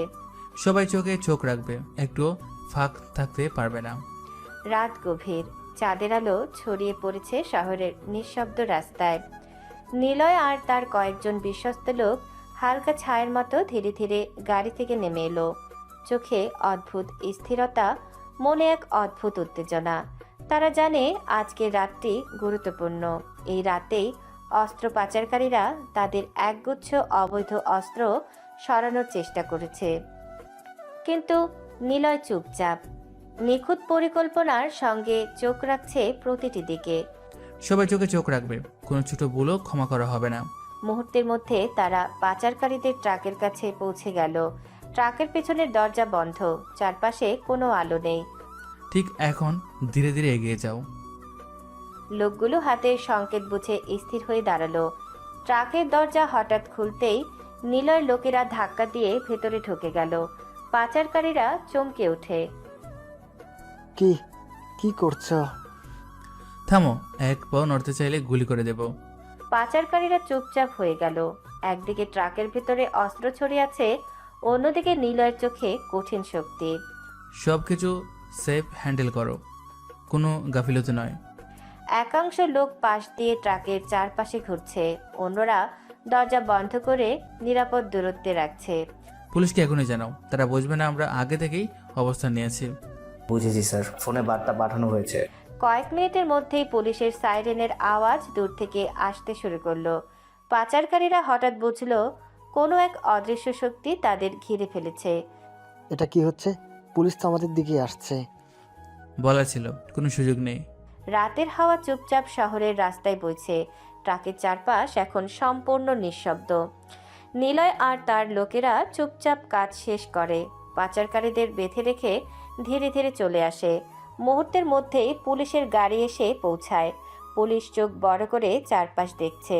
ট্রাকের দরজা খুলে ঝুঁকছে, পাচারকারীকে বেঁধে রাখা হয়েছে। কি হচ্ছে এখানে? ট্রাকের ভিতরে কেউ বেঁধে রাখা? দেখলাম তো কেউ আগে এখানে ছিল, কিন্তু কে এদের ধরিয়ে দিল নিজের পরিচয় আড়াল রেখে? পুলিশদের চোখ বিস্ময়, মনে অদ্ভুত প্রশ্ন, কিন্তু কেউ কিছু বোঝে না। রাতের অন্ধকারে কেউ দেখে না কে আসলো, কে চলে গেল। নিলয় এবং তার লোকেরা গোডাউনের দিকে ধীরে ধীরে হেঁটে চলে। গোডাউনের দরজা খোলার পর তারা ভেতরে ঢুকে যায়। ভেতরে আলো হালকা, চারপাশে সরঞ্জাম আর অস্ত্রের সঠিক অবস্থান। স্যার, আপনি সবসময় দেশের জন্য কাজ করেন কেন? এটাই তো হওয়া উচিত। মানুষ দেশের জন্য লড়বে, যারা শক্তি পায় তারা দায়িত্ব নিতে পারবে। সত্যি স্যার, আপনি সবসময় নিঃস্বার্থ। স্যার, নিছক দেশের জন্য নয়, পৃথিবীর প্রতিটি মানুষ যাতে নিরাপদ থাকে তার জন্য। কেউ জানুক বা না জানুক, যে কোনো অর্থনৈতিক শক্তিকে আমরা আটকাবো। গার্ড চুপচাপ মাথা নত করে নিলয়ের কথায় সম্মতি জানালো। নিলয় ধীরে ধীরে গোডাউনের এক কোণে বসে গেল। চোখে অদ্ভুত স্থিরতা, মনে অদৃশ্য শক্তি। বাইরে রাতের নিঃশব্দ, শহর ঘুমাচ্ছে। কেউ জানে না ঠিক এই মুহূর্তে এই গোডাউনের অন্ধকারে এক অদৃশ্য হাত শহরের নিরাপত্তা নিশ্চিত করছে। আজকের রাতও শেষ, কিন্তু যারা ভাবছে তারা নিরাপদ, তারা ভুল ভাবছে। সকালের সূর্য ধীরে ধীরে আকাশে উঠছে। আখি তার বাসার লিভিং রুমে বসে টিভির দিকে তাকিয়ে আছে, চায়ের কাপ হাতে, চোখে অস্থিরতা। টিভিতে হঠাৎ সংবাদ ঘোষণা হলো, গত রাতে এক গাড়ি অস্ত্র অবৈধভাবে পাচার করা হচ্ছিল। অদৃশ্যভাবে কেউ সেই অস্ত্র রুখে দিয়েছে। পুলিশ জানিয়েছে যেই কেউ এই অভিযানের পিছনে ছিলেন তাদের পরিচয় এখনও অজানা। তবে তাদের ধারণা প্রতিবারের মতো সেই আন্ডারওয়ার্ল্ডের টপ মাফিয়া এই কাজটি করেছে। বাকিটা তদন্তের পরে জানা যাবে। আখির চোখ বড় হয়ে গেল। চুপচাপ সংবাদ শুনছে, মনটা ঝলসানো আগুনের মতো জ্বলে উঠছে। বাবা, মাফিয়া আবার আমার অপরাধীকে ধরালো। সে নিজেই তো অপরাধী। আখির চোখে রাগ আর হতাশার মিশ্রণ। সে নিজেই কিন্তু কিছু বুঝতে পারে না। কি জানি কে কোন কারণে কাজ করে, তা তো সেই নিজেই জানে। পরের দিন সকাল, ভার্সিটির গেটের সামনে ছোট ছোট আলোয় শহরের কোলাহল ভেসে আসছে। নিলয় হালকা ছেঁড়া জামা কাপড়ে, বই হাতে ধীরে ধীরে ঢুকে পড়ল। চোখে চুপচাপ স্থিরতা, মনটা আগের মতো শান্ত, কিন্তু ভেতরে এক অদৃশ্য শক্তি জেগে আছে। ক্লাসের সবাই মুহূর্তের জন্য থমকে গেল। কেউ কেউ আর চোখে তাকালো। নিলয়ের ছেঁড়া জামা পরা বই আর মাথা চুপচাপ নিচু। সবার চোখে হাসি, কিন্তু কেউ কিছু বলতে পারল না। আখি তখন নিজের বন্ধুর সঙ্গে দাঁড়িয়ে আছে, চোখে রাগের আগুন, মুখে অদ্ভুত চাপে থাকা উত্তেজনা। দেখেছিস, এখনো কেমন তেজি ভাব, আজও মাথা উঁচু করে এসেছে। দেখছি। শুধু পোশাকই নয়, সে নিজের আড়ালে কি স্থিরতা নিয়ে এসেছে সেটা দেখছি। আখির চোখে রাগ আর প্রতিশোধের আগুন জ্বলে ওঠে। মনে মনে সে ঠিক করে ফেলল নিলয়কে সে ছাড়বে না। নিলয় ধীরে ধীরে ক্লাসরুমে ঢুকলো। চারপাশে কিছু ছেলে মেয়ে হেসে ফিসফিস করতে লাগলো। আরে দেখো তো, আবার সেই ছেলেটা। পোশাক কেমন? টিউশন না থাকলেও কি পড়াশোনা করে? কিভাবে যে এত ভালো রেজাল্ট করে আল্লাহই জানে। নিলয় চোখে অদ্ভুত স্থিরতা নিয়ে ধীরে ধীরে মাথা নত করে বইয়ের দিকে তাকালো। কোনো শব্দে উত্তেজিত হলো না। যারা হাসবে হাসুক, আমার পড়াশোনা আমার লক্ষ্য। কেউ বুঝুক বা না বুঝুক, আমি নিজের পথে এগোচ্ছি। ক্লাস শেষে সবাই বের হয়ে গেল। নিলয় বইয়ে ব্যাগ সোজা করে নিয়ে ধীরে ধীরে বেরোচ্ছে। হঠাৎ এক গোপন বার্তা তার ফোনে আসে। এটা আবার কে পাঠালো? ফোনের স্ক্রিনে লেখা, আজকে লাইব্রেরির সিক্রেট রুমে অপেক্ষা করো। নিলয় হালকা ভ্রু চেপে ধরল। আখি তখন লেজুয়া হাসি নিয়ে বন্ধুদের সঙ্গে হেঁটে যাচ্ছে, চোখে আগুন, কিন্তু মনে মনে সে তখন নতুন চক্রান্ত সাজাচ্ছে কিভাবে নিলয়কে ফাঁদে ফেলা যায়। আখি, দেখিস তো ছেলেটা কেমন স্থির। স্থিরতা এটা শুধু বাহিক্য। আজকের দিন সে বুঝবে কেবল বাহিক্য ধীরতা যথেষ্ট নয়। নিলয় ধীরে ধীরে লাইব্রেরির গোপন রুমের দিকে এগোলো। লাইব্রেরির সেই ফাঁকা ঘরটায় বাতাস হঠাৎ ভারী হয়ে উঠল। চারিদিকে বইয়ের তাক, জানালা দিয়ে ঢুকছে দুপুরের আলো। নিলয় দরজার কাছে দাঁড়িয়েছিল। ঠিক তখনই আখি ধীরে ধীরে পেছনে এগিয়ে এসে দরজার হাতলে হাত রাখলো। আপু, এটা কি করছেন? দরজার সামনে দাঁড়িয়ে আছেন কেন? আখির ঠোঁটে একরাশ ঠান্ডা হাসি, চোখে রাগের সাথে সাথে অদ্ভুত আত্মতৃপ্তি। এতদিন তুই আমাকে অপমান করেছিস, আজ একটু বুঝবি কেমন লাগে আটকে পড়লে। আমি কাউকে অপমান করি নাই, আপনি নিজেই ঝামেলা করতে আসেন। আখি দরজার বাইরে পা রাখলো। বের হওয়ার আগেই ভেতর থেকে লকটা টেনে দিল, কিন্তু দরজা বন্ধ হয়ে গেল। নিলয় হাত বাড়িয়ে টান দিল, কিন্তু দরজা খুলল না। আপু, দরজা খুলুন। এটা বাচ্চামি করছেন কেন? বাচ্চামি না, এটা শিক্ষা। তুই শিখবি সিনিয়রের সাথে কিভাবে কথা বলতে হয়। আপনি অন্যায় করছেন, ক্লাসের সময় হয়ে যাচ্ছে। সময়? আজ তোর সময় আমার হাতে। আখি ধীরে ধীরে করিডোর দিয়ে চলে যেতে লাগলো। তার জুতোর শব্দ মিলিয়ে যেতে লাগলো। আখি, শুনুন, দরজা খুলুন। কোনো উত্তর এলো না, শুধু নিস্তব্ধতা। নিলয় চারপাশে তাকালো। ফাঁকা রুম, জানালা বন্ধ, বাইরে মানুষের শব্দ নেই। বইয়ের তাকের ফাঁকে আলো ঢুকছে। পরিস্থিতি ধীরে ধীরে সিরিয়াস হয়ে উঠল। নিলয় দরজায় আবার জোরে ধাক্কা দিল। ঠক ঠক। কেউ আছেন? দরজা খুলে দিন। বাইরে কোনো সাড়া নেই। লাইব্রেরির অংশটা প্রায় নির্জন। নিলয় ধীরে ধীরে জানালার দিকে গেল, কিন্তু জানালাও ভেতর থেকে আটকানো। চারপাশে শুধু বই আর নীরবতা। সে গভীর নিঃশ্বাস নিল, পরিস্থিতি বোঝার চেষ্টা করলো।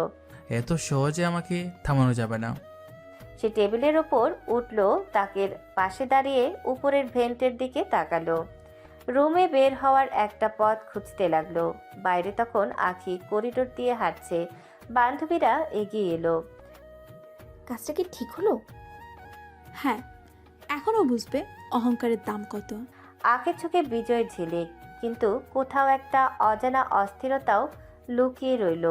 আর ভেতরে ফাঁকা রুমে আটকে থাকা নিলয় ধীরে ধীরে পরিস্থিতি পাল্টানোর পথ খুঁজতে লাগলো। করিডোরের শেষ মাথায় দাঁড়িয়ে আখি ধীরে ধীরে হাঁটছিল। মুখে বিজয়ের ছায়া, চোখে অহংকারের আগুন। ঠিক তখনই পেছন থেকে দৌড়ে এলো রিমি। আখি দাঁড়া, এটা ঠিক করিসনি। আবার কি হলো? তুই ছেলেটাকে রুমে আটকে রেখেছিস কেন? খুলে দে, যদি ছেলেটার কিছু ক্ষতি হয়ে যায়। রিমির কণ্ঠে ভয় আর দুশ্চিন্তা স্পষ্ট। করিডোরের ফাঁকা বাতাসে কথাগুলো ভারী হয়ে উঠল। হলে হবে, আমার কি? আখি, মজা আর অন্যায় এক জিনিস না। ভার্সিটিতে ঝামেলা হলে তো আমাদেরই বিপদ হবে। তুই বুঝিস না রিমি, আমার সাথে পাঙ্গা নেওয়ার মানে কি? এবার ও বুঝবে। কিন্তু সে তো তোর সাথে খারাপ কিছু করে নাই, শুধু কথা বলেছে। কথা? আমার সম্মান নিয়ে কথা বলেছে, সিনিয়রের সামনে দাঁড়িয়ে জবাব দিয়েছে, এটাই ওর অপরাধ। আখি, মানুষকে ছোট করলে একদিন নিজেরই ক্ষতি হয়। খুলে দে দরজাটা। ক্ষতি? আজ ক্ষতি ওর হবে। আখি পা ঘুরিয়ে আবার সামনে হাঁটতে শুরু করলো। রিমি হতবাক হয়ে দাঁড়িয়ে রইল। আখি প্লিজ। আখি আর পেছনে তাকালো না। তার জুতোর শব্দ করিডোরে ধীরে ধীরে মিলিয়ে গেল। অন্যদিকে লাইব্রেরির ফাঁকা ঘরে আটকে থাকা নিলয় দরজায় আবার ধাক্কা দিল। ঠক ঠক। কেউ আছেন? দরজা খুলে দিন। ভেতরে বাতাস ভারী হয়ে উঠছে। সময় ধীরে এগুচ্ছে। বাইরে কেউ জানে না একজন ছাত্র অন্যায়ের শিকার হয়ে আটকে আছে। আর করিডোরে আখের চোখে জেদ, রিমির মনে ভয়, সব মিলিয়ে গল্পটা নতুন মোড় নিচ্ছে। রাত গভীর, লাইব্রেরির ফাঁকা ঘর। নিলয় একপাশে দাঁড়িয়ে দরজার দিকে চোখ রাখছে। ধীরে ধীরে সে চারপাশ দেখছে, অবস্থা পর্যালোচনা করছে। এবার বাবা ছাড়া আর কোনো উপায় নেই। সে ভেতরে টেবিলের ওপরে রাখা বইয়ের সাহায্যে জানালার লকটা পরীক্ষা করতে লাগলো। নিঃশ্বাস ধরে হাতের স্পর্শে তালার জটিলটা বুঝল। কিছুক্ষণের চেষ্টার পর ক্লিক, লক খোলার শব্দ। নিলয় ধীরে ধীরে জানালা খুলল। কাজ শেষ, সময় এসেছে বাইরে যাওয়ার। ধীর পা নিয়ে সে জানালা দিয়ে বেরিয়ে গেল। রাতের নিস্তব্ধ বাতাসে কেবল তার নিঃশ্বাসের শব্দ মিলছে। বাইরের করিডোর ফাঁকা। সে ছুটে চলল লাইব্রেরির গেটের দিকে। কেউ নেই। আজকে শুধু বাঁচতে হবে, কালকের জন্য প্রস্তুতি নেব। কি রে, কি করে এত সহজে হারিয়ে গেল? সে কি কোনো ভূত নাকি? আল্লাহ, ছেলেটার কিছু হলো নাকি? গায়েব কিভাবে হয়ে গেল? আখি দরজা দিয়ে তাকালেও কোনো ছায়া নেই। ঘর ভীষণ নিস্তব্ধ। রিমির চোখে শঙ্কা, আখির মুখে আগুনের মতো উত্তেজনা। ওর বুদ্ধি আন্ডার এস্টিমেটেড করেছিলাম, আজকে বুঝলাম। দুপুরে নিলয় ঠিকঠাক ভার্সিটিতে হাজির। তার পোশাক আগের মতো সাধারণ, হালকা ধুলো ময়লা, কিন্তু চেহারায় দৃঢ়তা, চোখে অদ্ভুত স্থিরতা। আখি এবং রিমি একসাথে করিডোরে দাঁড়িয়ে নিলয়কে দেখল। চোখ বড় হয়ে গেল। আগে দেখেছিস তো ও ঠিকঠাক এসেছে? কি, ও কি করে বের হলো? আর আবার এত স্থিরভাবে এসেছে? নিলয় ধীরে ধীরে ক্লাসরুমে ঢুকল। চারপাশে শিক্ষার্থীর জন্য নিরাপত্তা। কেউ সাহস করে কিছু বলতে পারছে না। আখি এবং রিমি শুধু তাকিয়ে রইল। তাদের মনে জল্পনা, আতঙ্ক আর অভিমান মিশে একসাথে। Break time. করিডোরের বাতাসে শিক্ষার্থীরা চুপচাপ কথা বলছে। কেউ কেউ বন্ধুর সঙ্গে হাসি খুশি, কেউ কেউ চায়ের কাপ হাতে ঘুরছে। সেই ভিড়ে আখি ধীরে ধীরে করিডোর দিয়ে হাঁটছে। চোখে অহংকার, গলায় ঠোঁট ঘেঁষে মৃদু ভ্রু কুঁচকে। ঠিক সেই মুহূর্তে নিলয় করিডোরের একদম পাশে এসে দাঁড়ালো। চোখে অদ্ভুত স্থিরতা। তার ধাপে ধাপে এগোনো যেন প্রতিটি শব্দের আগে একটি হুঁশিয়ারি। আপু, আখি হঠাৎ নিলয়ের দিকে ঘুরে তাকালো। চোখে ভয়ের ছায়া না থাকলেও একটি অবাক হওয়ার ঝলক।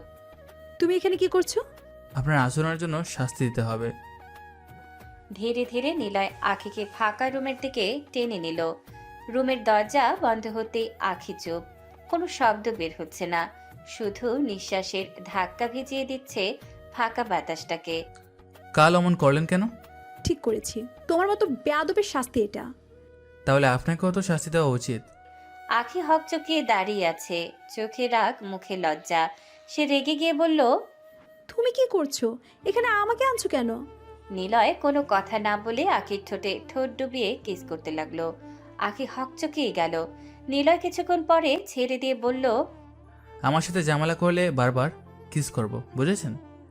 আখি রেগে আগুন হয়ে গেল। এই ছেলের এত সাহস, তাকে কিস করে? এত সাহস? ছোট লোক হয়ে আমার সাথে? আমার অদৃশ্য পাওয়ার আছে, আপনি বুঝবেন না। আখি লজ্জা আর অভিমানের মধ্যে ঘুরছে। সে কিছু বলতে পারছে না। নিলয় নীরব হাসি দিয়ে আবার ধীরে ঠোঁটের ওপর ঠোঁট রাখলো। এটাই আপনার শাস্তি ম্যাডাম, উপভোগ করুন। রুমে দুজনের মধ্যে সময় যেন থেমে গেছে। বাইরে মানুষজনের আওয়াজ মিলিয়ে গেছে। ফাঁকা রুমের মধ্যে শুধু তাদের দৃষ্টি, নিঃশ্বাসের শব্দ এবং হঠাৎ হওয়া নীরব উত্তেজনা। সকাল হয়ে এসেছে। মেসের কিচেনের দিকে হালকা রোদের আলো পড়ছে। নিলয় চুপচাপ টেবিলে বসে চা খাচ্ছে। হঠাৎ তার ফোন বাজতে শুরু করলো। স্ক্রিনে মায়ের নাম। নিলয় ফোন ধরল। বাবা, বাড়িতে আসবি না আজ? সবাই তোমার জন্য অপেক্ষা করছে। আজই আসবো আম্মা, চিন্তা করেন না। ফোন রেখে নিলয় মেসের বন্ধুর দিকে তাকালো। নিলয় নীরব হাসি দিয়ে বলল, আজ একটু বাড়িতে যাব।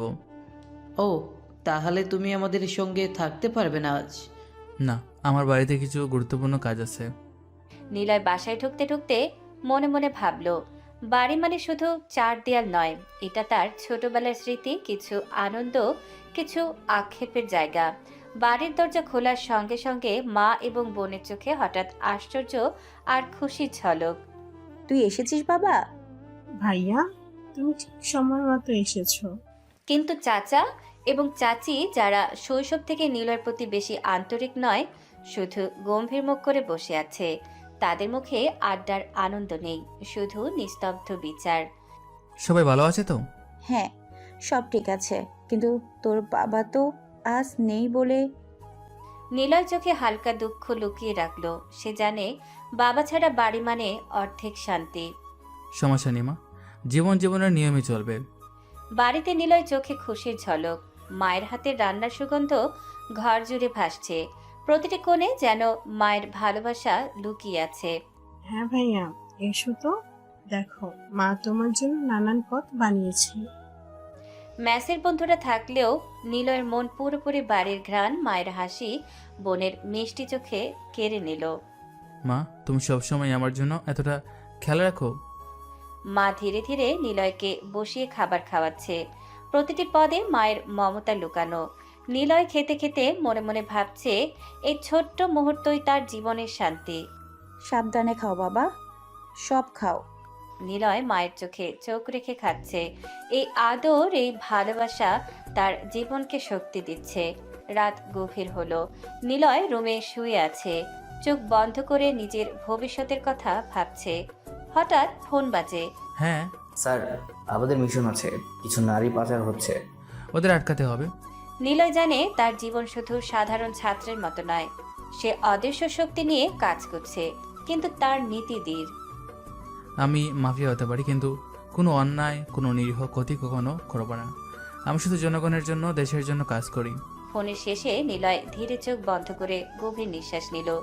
রাতের অন্ধকারে শুধু তার দৃঢ় সংকল্প জ্বলছে, অপরাধ দমন, ন্যায়ের পথে লড়াই। এই মুহূর্তে নিলয় বুঝল, মাফিয়া হওয়া মানে শক্তিশালী হওয়া নয়। মাফিয়া হওয়া মানে দায়িত্ব, নৈতিকতা এবং মানুষের জন্য লড়াই। রাত ধীরে ধীরে গভীর হচ্ছে। চারপাশে নীরবতা, শুধু দূরে কুকুরের ডাক আর হালকা বাতাসের শব্দ। নিলয় জানালার পাশে দাঁড়িয়ে আকাশের দিকে তাকিয়ে রইল।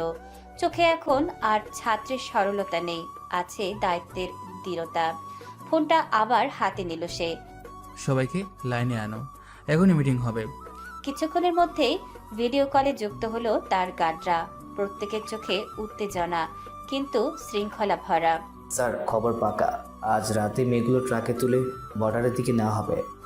লোকগুলো ভীষণ চালাক, দুই দিক দিয়ে পাহারা আছে। নিলয় চুপচাপ সবার কথা শুনল, তারপর ধীরে গম্ভীর গলায় বলতে শুরু করলো। আবেগ দিয়ে না, বুদ্ধি দিয়ে কাজ করব। একটা মেয়ের গায়েও যেন আঁচড় না লাগে।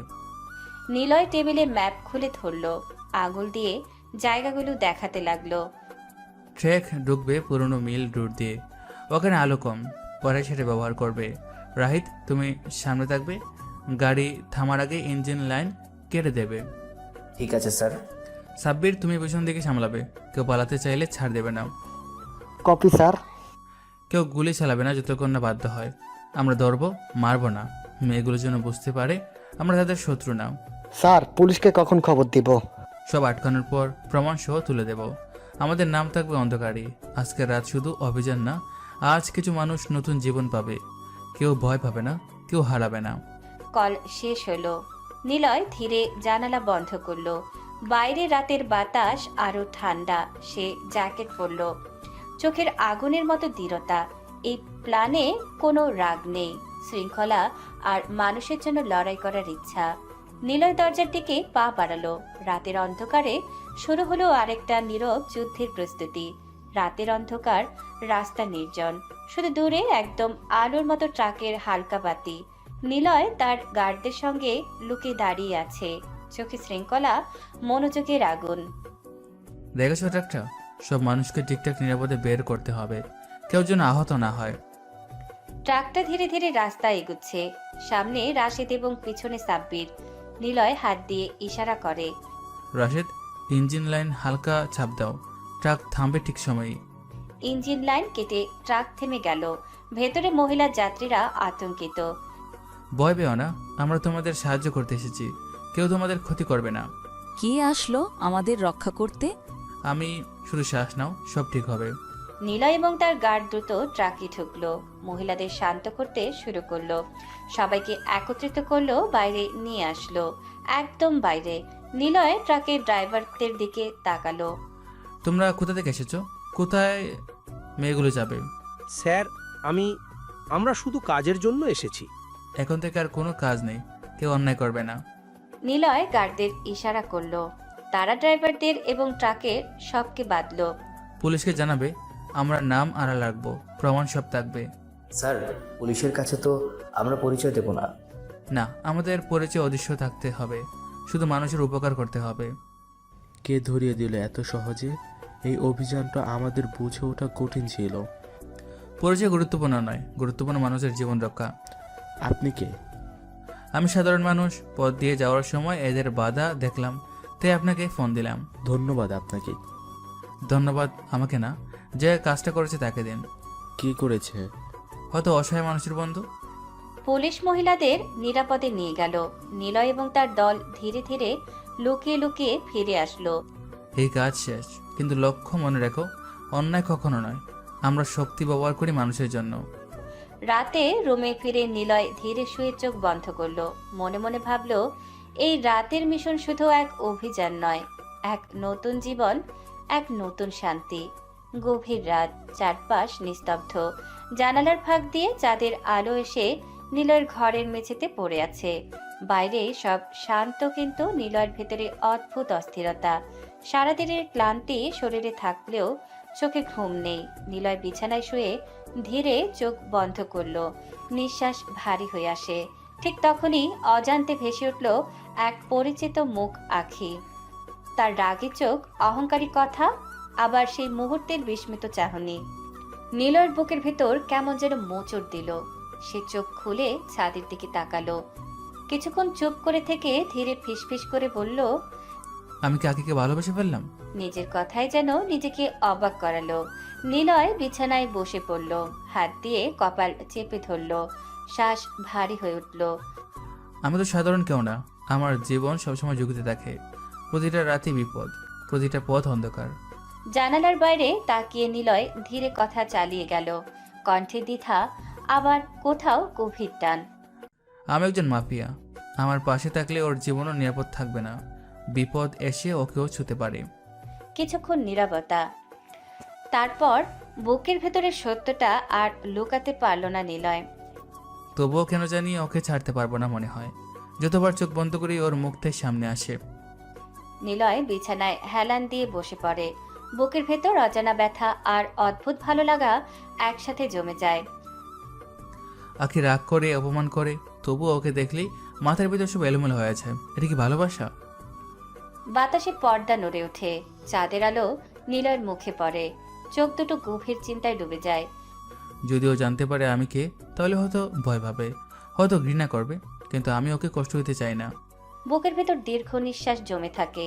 নিলয় ধীরে শুয়ে পড়ে, আবার চোখ বন্ধ করে শান্ত হওয়ার চেষ্টা করে। আঁকি, তুমি না যেন আমার জীবনের সবচেয়ে বড় দুর্বলতা হয়ে যাচ্ছ। রাত আরো গভীর হয়। চারপাশ নিস্তব্ধ, কিন্তু নীলর ভেতরে এক নতুন যুদ্ধ শুরু হয়ে গেছে। ভালোবাসা আর বিপজ্জনক জীবনের টানাপোড়েন। চাঁদের আলোয় নিলয়ের চোখ ধীরে বন্ধ হয়, কিন্তু আঁখি মুখটা তখনও তার মনে স্পষ্ট হয়ে ভাসতে থাকে। পরের দিন ভার্সিটি ক্লাস শেষ হয়ে সবাই চলে গেছে। হালকা গরম বাতাস, শিক্ষার্থী কম, তাই কিছুটা ফাঁকা জায়গা ক্লাসরুমের পাশের করিডোরে। নিলয় একপাশে দাঁড়িয়ে গভীর নিঃশ্বাস নিচ্ছে।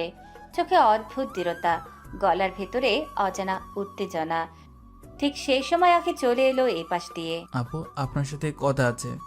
কি কথা? দরকারি আলাদা কথা। আমি চাই আপনাকে সেটা বলার। আঁখি একটু হেসে নিল। মনে মনে ভাবছে, নিলয় আবার কি অদ্ভুত খামখেয়ালিপনা করবে। আঁকি, দেখো তো, নিলয় প্রপোজ করবে নাকি? কি? রিমি? আঁকি শোনো তো, ও বলবে। আঁখি রাগে লাল হয়ে যাচ্ছে, কিন্তু সে ঠিক করে ভার্সিটির অন্য পাশে ফাঁকা জায়গায় চলে যাবে। সেখানে কেউ কাছে আসতে পারবে না। আঁকি, আমি তোমাকে ভালোবেসে ফেলেছি। তুমি না জানলেও আমার প্রতিটা দিন, প্রতিটা রাত শুধু তোমার জন্য। আমি চাই তুমি আমার জীবনে থাকো সব সময়। আঁকি, আমি চাই তুমি আমার হয়ে যাও। আঁখি চোখ বড় করে তাকিয়ে থাকে। লাল রং আরো গাঢ় হয়ে আসে। রাগের আগুন আর লাজের উত্তেজনা একসাথে তার চোখে ঝলসে উঠেছে। তুমি কি জ্ঞান হারিয়েছো ছোট লোক? তুমি কিভাবে আমাকে? আমি জানি তুমি রেগে যাবে, কিন্তু সত্যি বলতে গেলে আর কিছু বলতে পারি না। আমি শুধু চাই তুমি জানো আমার অনুভূতি সত্য। আঁখি হঠাৎ চোখ ঝাপসা করে চুপ হয়ে যায়। ভেতরে রাগ আর লাজ একসাথে ঝড় তুলছে। নিলয় একপাশে দাঁড়িয়ে শান্ত চোখে তার দিকে তাকিয়ে থাকে। আঁখি ধীরে ধীরে পেছনে সরতে শুরু করে, কিন্তু তার চোখে অদ্ভুত আলো। এই নিলয়কে কে যে এত সাহস দেখালো? এত সাহস? তুমি কি জানো তুমি কার সঙ্গে খেলছো? আমি জানি, তবে আমি থামবো না। আমার ভালোবাসা সত্যি। বাতাসে হালকা গরম, ভার্সিটির ফাঁকা জায়গা নিঃশব্দে নীরব, শুধু নিলয় ও আখির মধ্যে অদ্ভুত উত্তেজনা, একদিকে রাগ, অন্যদিকে অদৃশ্য টান। নীলয়ের কথা শুনে আখির মাথার ভেতর যেন ঝড় হয়ে গেল। বুকের ভেতর অদ্ভুত কাঁপুনি, রাগ আর অস্বস্তি একসাথে জমে উঠল। সে আর এক সেকেন্ডও দাঁড়ালো না, পায়ের শব্দ তুলে দ্রুত ফিরে গেল ভার্সিটির ভিড়ের দিকে। করিডোর পেরিয়ে আখি যখন বান্ধবীদের কাছে আসে, তখন তার মুখ লাল, চোখ জ্বলে উঠছে। হাঁটার ভঙ্গিতেই বোঝা যায় ভেতরে আগুন জ্বলছে। কি রে আখি, এত রেগে কেন? মুখটা একদম আগুন করে আছে। আখি ব্যাগটা কাঁধ থেকে নামিয়ে বেঞ্চে ছুঁড়ে ফেলল। গভীর নিঃশ্বাস নিয়ে দাঁত কামড়ে বলল, জানিস কি করেছে? ওই ছোট লোকটা সত্যি সত্যি আমাকে প্রপোজ করেছে। কি? নিলয়, সত্যি নাকি? হ্যাঁ, এমন ভাব করে বলছে যেন আমি ওর জন্যই জন্মেছি। আখির কণ্ঠে রাগ, কিন্তু সেই রাগের ভেতর কোথাও লুকানো অস্বস্তিও আছে। রিমি হালকা হাসি দিয়ে বলে, কিন্তু আখি, ভালোবাসা তো কোনো অপরাধ না, কেউ কাউকে পছন্দ করতেই পারে, এতে তো রাগার কি আছে? রিমির কথা শুনে আখির চোখ আরো লাল হয়ে গেল। সে সোজা হয়ে দাঁড়িয়ে তীক্ষ্ণ গলায় বলল, ভালোবাসা অপরাধ না, কিন্তু ওর সাথে কি আমার চায়? ও একটা গরিব ছেলে, আর আমি বড় বিজনেসম্যানের মেয়ে। তাতে কি হলো? মানুষ তো টাকা দিয়ে মাপা যায় না। ওর জামা কাপড় দেখেছিস? ওর লাইফস্টাইল দেখেছিস? আমার পাশে দাঁড়ানোর যোগ্যতা ওর আছে? আখির কণ্ঠে অহংকারের ঝাঁজ, কিন্তু সেই ঝাঁঝের নিচে অজান্তে একটা কাঁপুনি লুকিয়ে থাকে। কিন্তু আখি, নিলয় তো পড়াশোনায় ভালো, আচরণও আলাদা। নিজের চেষ্টা করলে একদিন অনেক বড় হবে। থাম রিমি, ওর জন্য আমার মাথা ব্যথা নেই। ও আরেকবার আমার সামনে এলে ভালো হবে না। আখি জানালার পাশে গিয়ে দাঁড়ায়। বাইরের মাঠে ছাত্রছাত্রীরা হাসছে, কথা বলছে, কিন্তু আখির বুকের ভেতর শান্তি নেই। ও বুঝে গেছে না আমি কার মেয়ে, তবুও সাহস দেখায়। এই সাহসের জবাব আমি দেব। কি করতে চাস? ওকে বুঝিয়ে দেব আখির সামনে দাঁড়ানো এত সহজ না। রিমি আখির মুখের দিকে তাকিয়ে চুপ হয়ে যায়। আখির চোখে তখন শুধু রাগ নয়, প্রতিশোধের ছায়াও স্পষ্ট। একদিকে নিলয়ের ভালোবাসার সাহস, অন্যদিকে আখির অহংকার। এই দুটা পথ আজ থেকে মুখোমুখি হয়ে গেল। ভার্সিটির বাতাসে ধীরে ধীরে জমে উঠছে নতুন ঝড়ের ইশারা।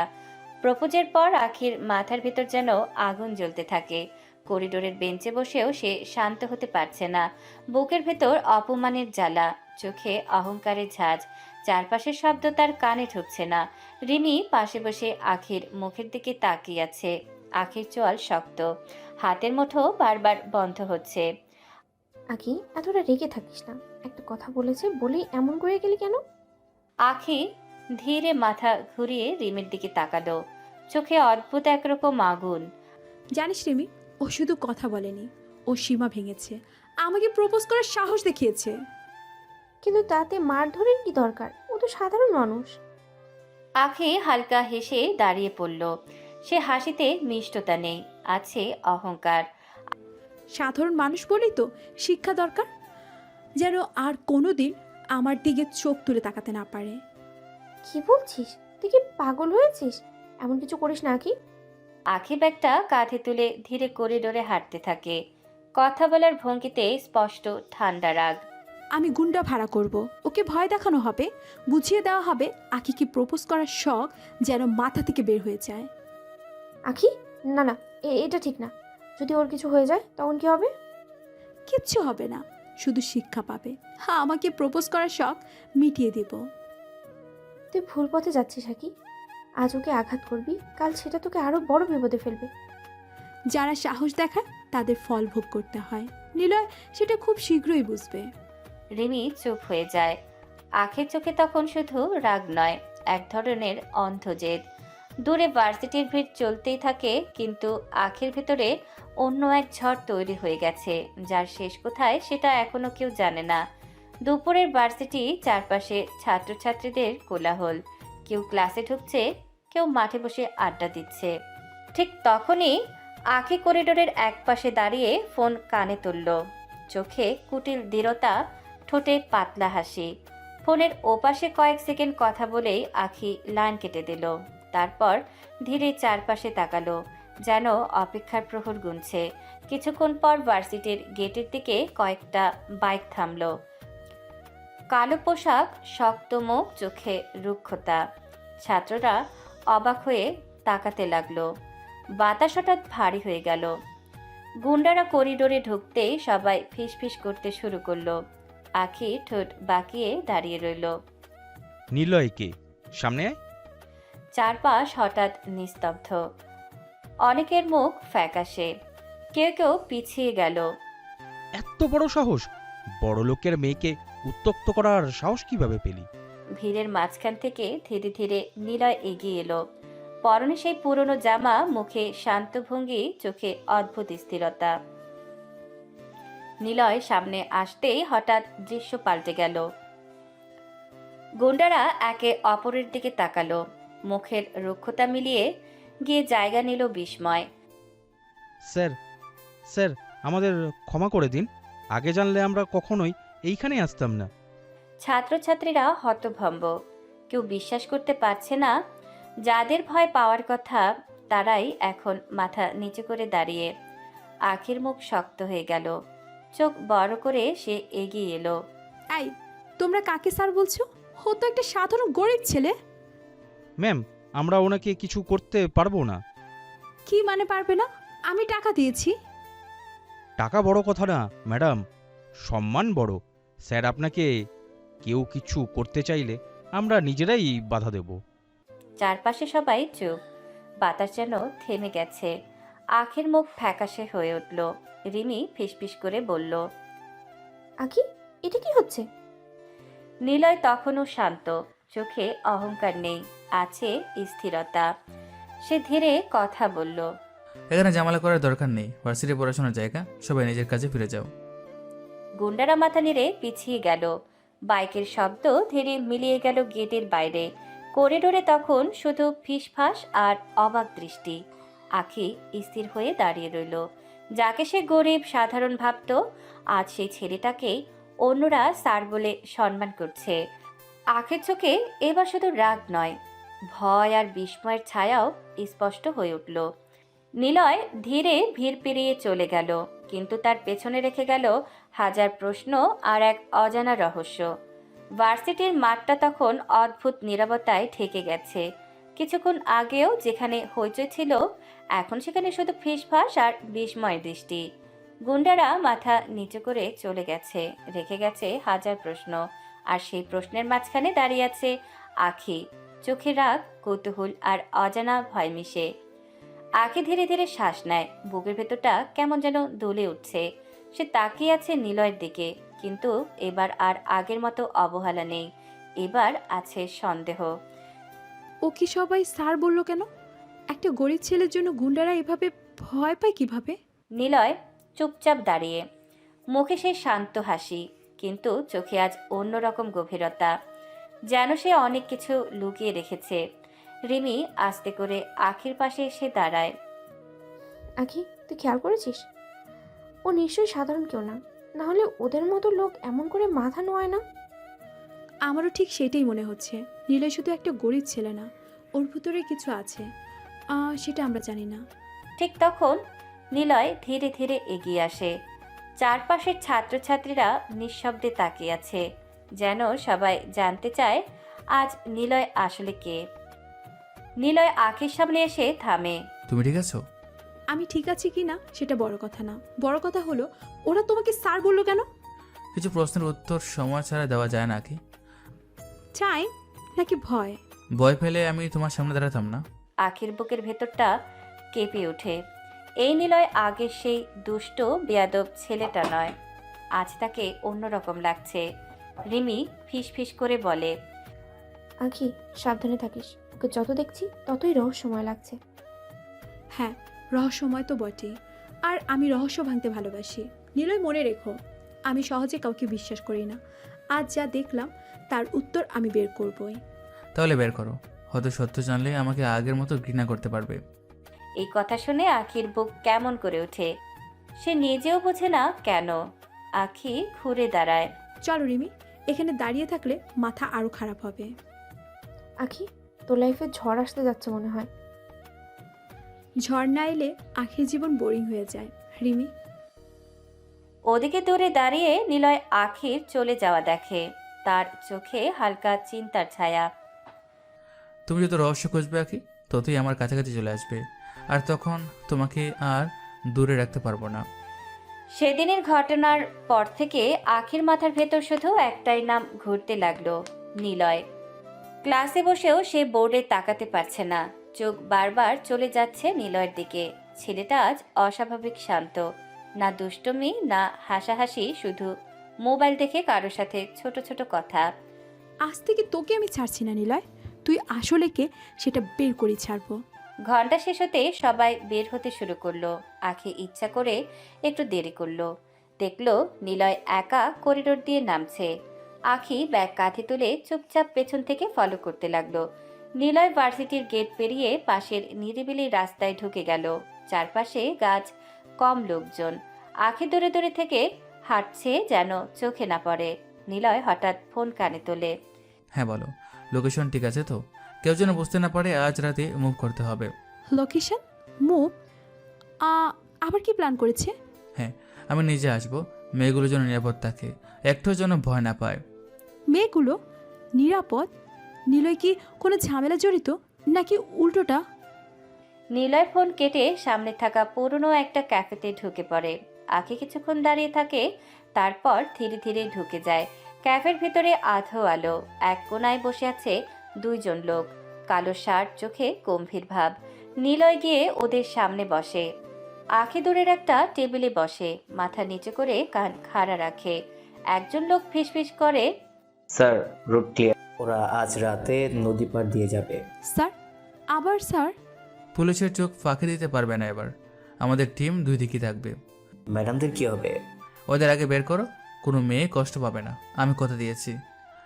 এই কথা শুনে আখির বুকের ভেতর অদ্ভুত একটা টান লাগে। আখি মনে মনে বলে, এটা তো অপরাধীর কথা না, এটা তো রক্ষাকারীর কথা। আজ রাতে ভুলের জায়গা নেই, যদি কেউ বাধা দেয় আমি সামনে থাকবো। জি স্যার, আপনার উপর ভরসা আছে। নিলয় উঠে দাঁড়ায়। আখি তাড়াতাড়ি মুখ ঘুরিয়ে নেয়। নিলয় বের হয়ে যায়। আখি কিছুক্ষণ স্থির বসে থাকে। হৃৎপিণ্ড জোরে জোরে ধাক্কা দিচ্ছে। নিলয়, তুই কে? মাফিয়া নাকি হিরো? আখি ক্যাফে থেকে বের হয়। দূরে নিলয় হেঁটে যাচ্ছে। সূর্য তখন হেলে পড়েছে। আখি আবার ফলো করতে শুরু করে। আজ নয় কাল নয়, খুব শীঘ্রই তোর সব রহস্য আমি জেনে ফেলবো নিলয়। আর নিলয় সামনে হাঁটতে হাঁটতে হঠাৎ থেমে যায়। সে ধীরে পিছনে তাকায়, তার ঠোঁটে রহস্যময় হাসি। নিলয় মনে মনে বলে, তুমি ফলো করছো আখি? আমি বুঝে গেছি। নিলয় সামনে হাঁটতে হাঁটতে হঠাৎ দুষ্ট ভঙ্গিতে চারপাশ তাকালো। আখি দূরে দূরে ফলো করছে, কিন্তু বুঝতে পারছে না নিলয় হঠাৎ এমন অদ্ভুত কেন হয়ে গেছে। নিলয় আচমকা রাস্তার পাশের একটা পুরনো পরিত্যক্ত বাড়ির ভিতরে ঢুকে পড়ল। ভাঙা গেট, দেয়ালে শ্যাওলা, জানালায় ধুলো জমে আছে। জায়গাটা দেখলে গা ছমছম করে। আখি একটু থমকে গেল। এখানে ঢুকলো কেন? পাগল নাকি? কৌতূহল সামলাতে না পেরে আখিও ধীরে ধীরে ভেতরে ঢুকে পড়ল। ঘরের ভেতরে আধো অন্ধকার, কোথাও রোদ ঢুকছে ভাঙা জানালা দিয়ে। চারপাশ নিস্তব্ধ। আখি চারদিকে তাকায় নিলয়, কিন্তু কোথাও তাকে দেখা যাচ্ছে না। আখি একটু ভয় পেয়ে যায়। সে মনে মনে বলল, এই ছেলে গেল কোথায়? সে এক ঘর থেকে আরেক ঘরে খুঁজতে থাকে। পায়ের শব্দে বুক ধকধক করছে। নিলয়, এইসব কি করছো? বের হ। ঠিক তখনই হঠাৎ পেছন থেকে কেউ তার হাত ধরে টেনে নেয়। আখি ভয়ে চিৎকার করে দিল, ভয় পেও না, আমি। ছাড়ো আমাকে, পাগল নাকি? এতক্ষণ ফলো করে ক্লান্ত হনি, ভাবলাম একটু বিশ্রাম দিই। কি বাজে কথা বলছো তুমি? নিলয় ধীরে তার কাছে আসে। আখির নিঃশ্বাস ভারী হয়ে যায়। পুরনো ঘরের নিস্তব্ধতায় শুধু দুজনের শ্বাসের শব্দ। নিলয় মৃদু গলায় বলে, এত কষ্ট করে আমার পেছনে ঘুরছো কেন আখি? সরাসরি জিজ্ঞেস করলেই তো হতো। আখি কিছু বলতে যাবে, ঠিক তখনই নিলয় হঠাৎ ঝুঁকে তার কপালের কাছে এসে থেমে যায়। তারপর আলতো করে ঠোঁটে ছোঁয়। একটা মুহূর্তের স্পর্শ। আখি অবাক হয়ে যায়। শরীরটা কেঁপে ওঠে। রাগ, ভয় আর অজানা অনুভূতি একসাথে গুলিয়ে যায়। নিলয়, শোনো, আমি খারাপ মানুষ না, শুধু পরিস্থিতি আমাকে অদ্ভুত বানিয়েছে। এত কষ্ট করে রহস্য খোঁজার দরকার নেই, সময় হলে আমি নিজেই বলবো। তুমি কি অপরাধী? তোমার কি মনে হয়? জানি না, কিছুই বুঝতে পারছি না। নিলয় আবার আলতো করে তার ঠোঁটে ঠোঁট ছোঁয়। আখি আবার কেঁপে উঠল। তাহলে ভেবে দেখো, মানুষ শুধু বাইরে থেকে যা দেখা যায়, ভেতরে সব সময় তা হয় না। আর হ্যাঁ ম্যাডাম ডিটেকটিভ, ফলো করতে হলে সাবধানে করো, নইলে আবার এভাবে ধরা পড়ে যাবে। নিলয় দুষ্টু হাসি দেয়। আখি স্থির দাঁড়িয়ে থাকে। বুকের ভেতর অদ্ভুত একটা ঝড়। আখি মনে মনে বলে, নিলয়, তুই আমাকে বিভ্রান্ত করে দিচ্ছিস। তুই আসলে কে? পুরনো বাড়ির ভেতরটা আবার নিস্তব্ধ হয়ে গেল। ভাঙা জানালা দিয়ে রোদ ঢুকে ধুলোর কণাগুলোকে ঝিলমিল করাচ্ছে। নিলয় ধীরে পা বাড়ায় বাইরে যাওয়ার জন্য। আখি এখনো স্থির দাঁড়িয়ে। বুকের ভেতর অদ্ভুত একটা কাঁপুনি, রাগ আছে, ভয় আছে, আবার অজানা টানও লুকিয়ে। নিলয় দরজার কাছে গিয়ে থেমে গেল। এই আর কি, ফলো করলে শুধু রহস্য না, বিপদ আসে, তাই সাবধানে খেলো। নিলয় হালকা হাসে আর বাইরে চলে যায়। আখি একা হয়ে যায় ঘরের ভেতর। ধীরে ধীরে নিঃশ্বাস নেয়, তারপর নিজেকে সামলে বের হয়। বাইরে এসে দেখে নিলয় অনেকটা দূরে চলে গেছে। আখি আর ফলো করে না। আজ তার মাথা ভরে গেছে প্রশ্নে। ভার্সিটির করিডোরে ফিরতেই আখির বান্ধবী রিমি ছুটে আসে। কিরে, কোথায় ছিলি? মুখটা এমন কেন? কিছু না, একটু হাওয়া খেতে গিয়েছিলাম। হাওয়া খেতে গিয়ে নীলার সাথে ঝামেলা হয়নি তো? ঝামেলা না, কিন্তু ছেলেটা আরো রহস্যময় হয়ে যাচ্ছে। মানে? ও সাধারণ না রিমি, ওর চোখে কিছু একটা লুকানো থাকে। কথা বললেও মনে হয় সবটা বলে না। তুই তাহলে ভয় নয় কৌতূহলে পড়েছিস। আখি চুপ করে থাকে। দূরে করিডোরের শেষ প্রান্তে নিলয় দাঁড়িয়ে আখির দিকে তাকায়। চোখে দুষ্ট ছায়া, ঠোঁটে হালকা হাসি। সে আস্তে করে বলে, আখি, খেলাটা তো এখন শুরু হলো। রাত নামলে শহরটা অন্য রূপ নেয়। দিনের কোলাহল থেমে গেলে অন্ধকারে লুকিয়ে পড়ে হাজারো গোপন গল্প। বাতাসে তখন কেবল নিস্তব্ধতার শব্দ। আখি সেদিন ঘুমাতে পারছিল না। বুকের ভেতর অজানা অস্থিরতা, বারবার নীলয়ের মুখটা ভেসে উঠছিল। জানালার পর্দা সরিয়ে বাইরে তাকাতেই দূরে একটা গাড়ি থামতে দেখে সে চমকে ওঠে। কৌতূহল তাকে শান্ত থাকতে দিল না। চুপি চুপি বাসা থেকে বের হয়ে কিছু দূর এগোয়। রাস্তার লাইটের নিচে হঠাৎ সে যাকে দেখে তাতে শরীর কেঁপে ওঠে। নিলয় কালো পোশাকে, চোখে কঠিন দৃষ্টি, আর হাতে একটি বন্দুক। আখির বুক ধক করে ওঠে, পা নড়তে চায় না। সে দেয়ালের আড়ালে দাঁড়িয়ে থাকে, কিন্তু হঠাৎ তার পায়ের নিচে শুকনো পাতা মচমচ করে শব্দ করে ওঠে। নিলয় সঙ্গে সঙ্গে ঘুরে তাকায়, চোখে সতর্কতা। কে ওখানে? আখি আর লুকাতে পারে না, ধীরে সামনে আসে, মুখ ফ্যাকাশে, চোখ বড় বড়। নিলয়, তোমার হাতে বন্দুক কেন? নিলয় হতবাক হয়ে যায়। কয়েক সেকেন্ড কথা বের হয় না, তারপর বন্দুকটা নিচে নামায়। আখি, তুমি এখানে? আমি তোমাকে ফলো করিনি, হঠাৎ দেখলাম তুমি এখানে, কিন্তু এভাবে বন্দুক হাতে। ভয় পেও না শোনা, আমি সব বুঝিয়ে বলবো। কি শুনবো? বন্দুক হাতে দাঁড়িয়ে কি ব্যাখ্যা দিবে তুমি? শোনো আখি, সবটা তুমি যেমন ভাবছো তেমন না। আমি কাউকে কষ্ট দিতে চাই না। না নিলয়, এখন আর কিচ্ছু শুনতে চাই না। আখি, দৌড়িও না, দাঁড়াও। কিন্তু আখি আর শোনে না। চোখে আতঙ্ক নিয়ে সে হঠাৎ ঘুরে দৌড় দেয়। আখি, দাঁড়াও। রাস্তায় তার পায়ের শব্দ মিলিয়ে যায় অন্ধকারে। আখির বুক কাঁপতে থাকে। মাথার ভিতর শুধু একটাই প্রশ্ন, নিলয় আসলে কে? পেছনে দাঁড়িয়ে নিলয় গভীর নিঃশ্বাস ফেলে, হাতের বন্দুকটা নামিয়ে ফিসফিস করে বলে, এভাবে জানার কথা ছিল নাকি? রাতের অন্ধকারে দুজনের মাঝখানে জমে যায় ভয়, রহস্য আর না বলা হাজার কথা। রাতের ঘটনার পর শহর আবার ধীরে ধীরে শান্ত হয়ে আসে। অন্ধকার রাস্তা ফাঁকা হয়ে যায়, গাড়ির শব্দ মিলিয়ে যায় দূরে। নিলয় তার কাজ শেষ করে চুপচাপ গাড়িতে উঠে বসে, মুখে ক্লান্তি, চোখে চাপা অস্থিরতা। কিছুক্ষণের মধ্যে সে ম্যাসের সামনে নামে। চারপাশ নিস্তব্ধ। দরজা খুলে ভেতরে ঢুকে আলো জ্বালায়। ঘরে ঢুকেই ব্যাগটা নামিয়ে চেয়ারে বসে পড়ে। সারা রাত তার চোখে ঘুম আসে না। বারবার আখির ভয় পাওয়া মুখটা ভেসে ওঠে। দেয়ালের দিকে তাকিয়ে দীর্ঘ নিঃশ্বাস ছাড়ে নিলয়। ভোর হলে শহর আবার জেগে ওঠে। পাখির ডাক, মানুষের কোলাহল। নিলয় প্রস্তুত হয়ে আবার সেই পুরনো জামাকাপড় পরে ভার্সিটির দিকে রওনা দেয়। ভার্সিটির গেট পেরোতেই নিলয়ের চোখ খুঁজে নেয় আখিকে। একটু দূরে বান্ধবীদের সঙ্গে হাঁটছে সে। আগের মতো হাসি নেই, মুখে চাপা অস্বস্তি। নিলয় ধীরে ধীরে তার দিকে এগোয়। আখি, আখি শুনেও না শোনার ভান করে পাশ কাটিয়ে যেতে চায়। একটু দাঁড়াও, কথা আছে, একবার বলতে দাও। শুনতে চাই না, সরে যাও। তুমি না শুনলে আমি ব্যাখ্যা দেবো কাকে? তোমার কাছে আমার কোনো ব্যাখ্যার দরকার নেই। এক মিনিট আকি, আমি খারাপ কিছু করিনি। আমি যা দেখেছি সেটাই আমার জন্য যথেষ্ট। মানুষ সবসময় চোখে দেখা জিনিস সত্য খুঁজে পায় না।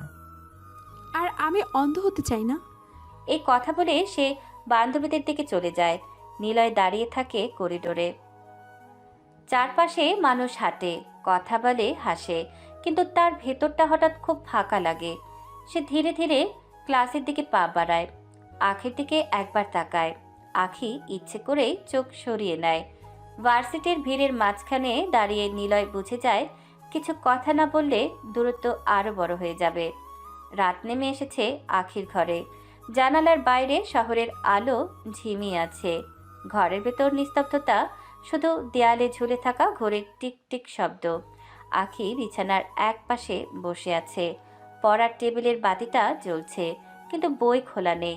চোখ দুটো বারবার জানালার দিকে চলে যাচ্ছে, যেন অন্ধকারের মাঝে কারো ছায়া খুঁজছে। হঠাৎ সে বালিশে হেলান দেয়। নিঃশ্বাসটা ভারী হয়ে আসে। মনে পড়ে যায় নিলয়ের চোখের দৃষ্টি, তার কথা বলার ভঙ্গি। আবার সেই রাতের ভয়ঙ্কর দৃশ্য। আখির বুকের ভেতর ঢেউ ওঠে, ঠোঁট কেঁপে ওঠে। সে ধীরে ফিসফিস করে, আমি তো তোমাকে ভালোবাসতে শুরু করেছিলাম। কথাটা বলেই সে থেমে যায়, চোখ ভিজে ওঠে। কিছুক্ষণ চুপ থেকে আবার বলে, কিন্তু তুমি তো অপরাধী। ঘরের বাতাস ভারী হয়ে আসে। আখি চোখ বন্ধ করে নেয়। বুকের ভেতর জমে থাকা কষ্ট বের হতে চায়। সে আবার ফিসফিস করে, আমি কোনোদিন অপরাধীকে ভালোবাসতে পারবো না, পারি না। কিন্তু কথার শেষে তার কণ্ঠ দুর্বল হয়ে যায়, যেন নিজের সাথেই যুদ্ধ করছে। নিলয়ের হাসি মনে পড়ে, তার দুষ্টুমি। আবার সেই বন্দুক হাতে দাঁড়িয়ে থাকা রূপটাও চোখে ভেসে ওঠে। দুই রূপের মাঝখানে আখির মন ছিঁড়ে যায়। সে বালিশ জড়িয়ে ধরে শুয়ে পড়ে। চোখের কোণ দিয়ে দুফোঁটা জল গড়িয়ে পড়ে। রাতের নীরবতায় শুধু একটাই প্রশ্ন ঘুরতে থাকে, ভালোবাসা কি ভয়কে হারাতে পারে, নাকি ভয় ভালোবাসাকে থামিয়ে দেয়? এভাবেই কেটে যায় অনেকগুলো দিন। সময় বদলায়, কিন্তু আখির বুকের ভেতরের অনুভূতি বদলায় না। নিলয়কে ভুলতে চায়, অথচ যত ভুলতে চায় ততই তাকে বেশি করে ভালোবেসে ফেলে। ক্লাসে বসে থাকলেও আখির চোখ অজান্তেই দরজার দিকে চলে যায়। করিডোরে কারো পায়ের শব্দ পেলেই বুক কেঁপে ওঠে।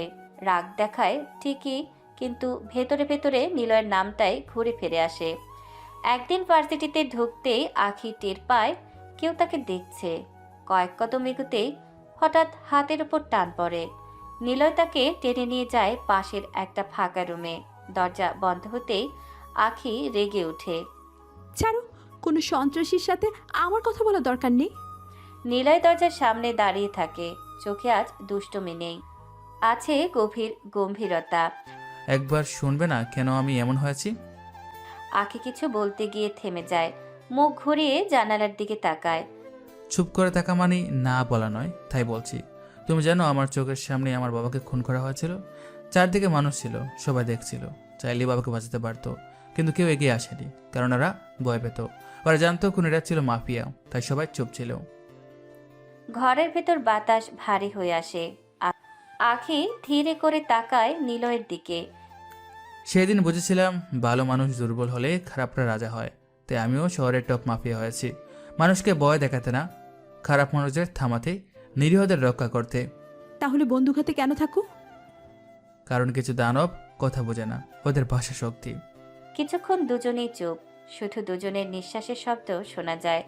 নিলয় আস্তে করে বলে, আমি অপরাধী হতে চাইনি আকি, পরিস্থিতি আমাকে বানিয়েছে, কিন্তু তোমাকে ভালোবাসা আমি নিজের ইচ্ছা শিখেছি।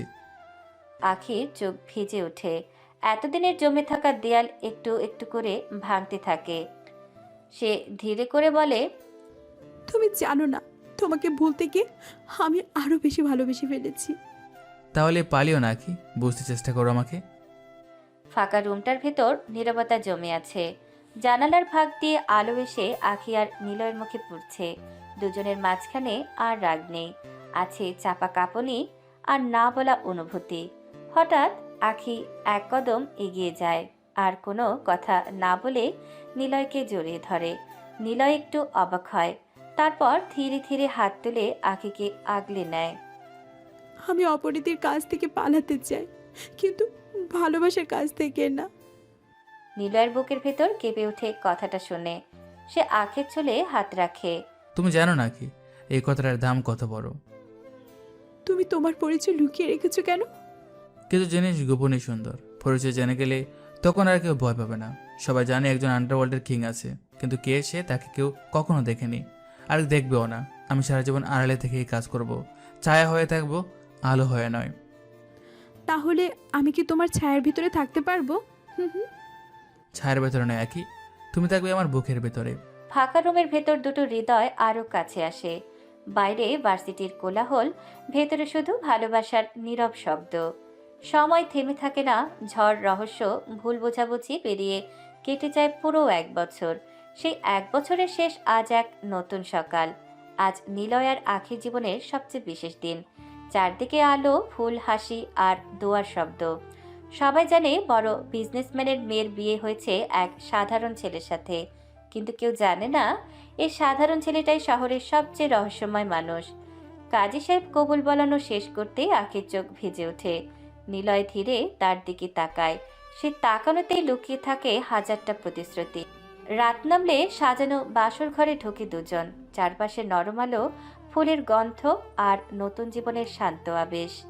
আখি লজ্জায় মাথা নিচু করে বসে থাকে, হাতে কাঁপুনি। তখন নিলয় ধীরে কাছে আসে। কি মাফিয়া সাহেব, আমাকে আবার গুলি করে দিও না। তোমাকে গুলি করলে আমার নিঃশ্বাস বন্ধ হয়ে যাবে বাকি। নিলয়ের কণ্ঠে মজা আর ভালোবাসা একসাথে মিশে থাকে। সে ধীরে আখির সামনে বসে, 2 হাতে আখির হাত ধরে। আজ থেকে তুমি শুধু আমার স্ত্রী না আকি, তুমি আমার সাহস, আমার শান্তি, আমার ঘর। আর তুমি আমার ভয় না নিলয়, তুমি আমার নিরাপত্তা। নিলয় আখিকে আলতো করে জড়িয়ে ধরে। দুজনের নিঃশ্বাস একসাথে মিশে যায়। সে আখির কপালে ভালোবাসার ছোঁয়া দেয়, তারপর চোখে চোখ রেখে বলে, আজ থেকে তোমার প্রতিটা কষ্ট আমার দায়িত্ব। আখি লাজুক হাসে। নিলয় ধীরে আখিকে কোলে তোলে। কোনো তাড়াহুড়ো নেই, শুধু ভালোবাসার নিরাপদ স্পর্শ। সে তাকে বিছানার দিকে নিয়ে যায়, পাশে বসিয়ে দুজনের হাত শক্ত করে ধরে। ঘরের আলো নরম হয়ে আসে, জানালার বাইরে চাঁদ হাসে। সেই রাতে দুটো হৃদয় একসাথে নতুন জীবনের পথে হাঁটা শুরু করে, ভয় নয়, ভালোবাসা নিয়ে।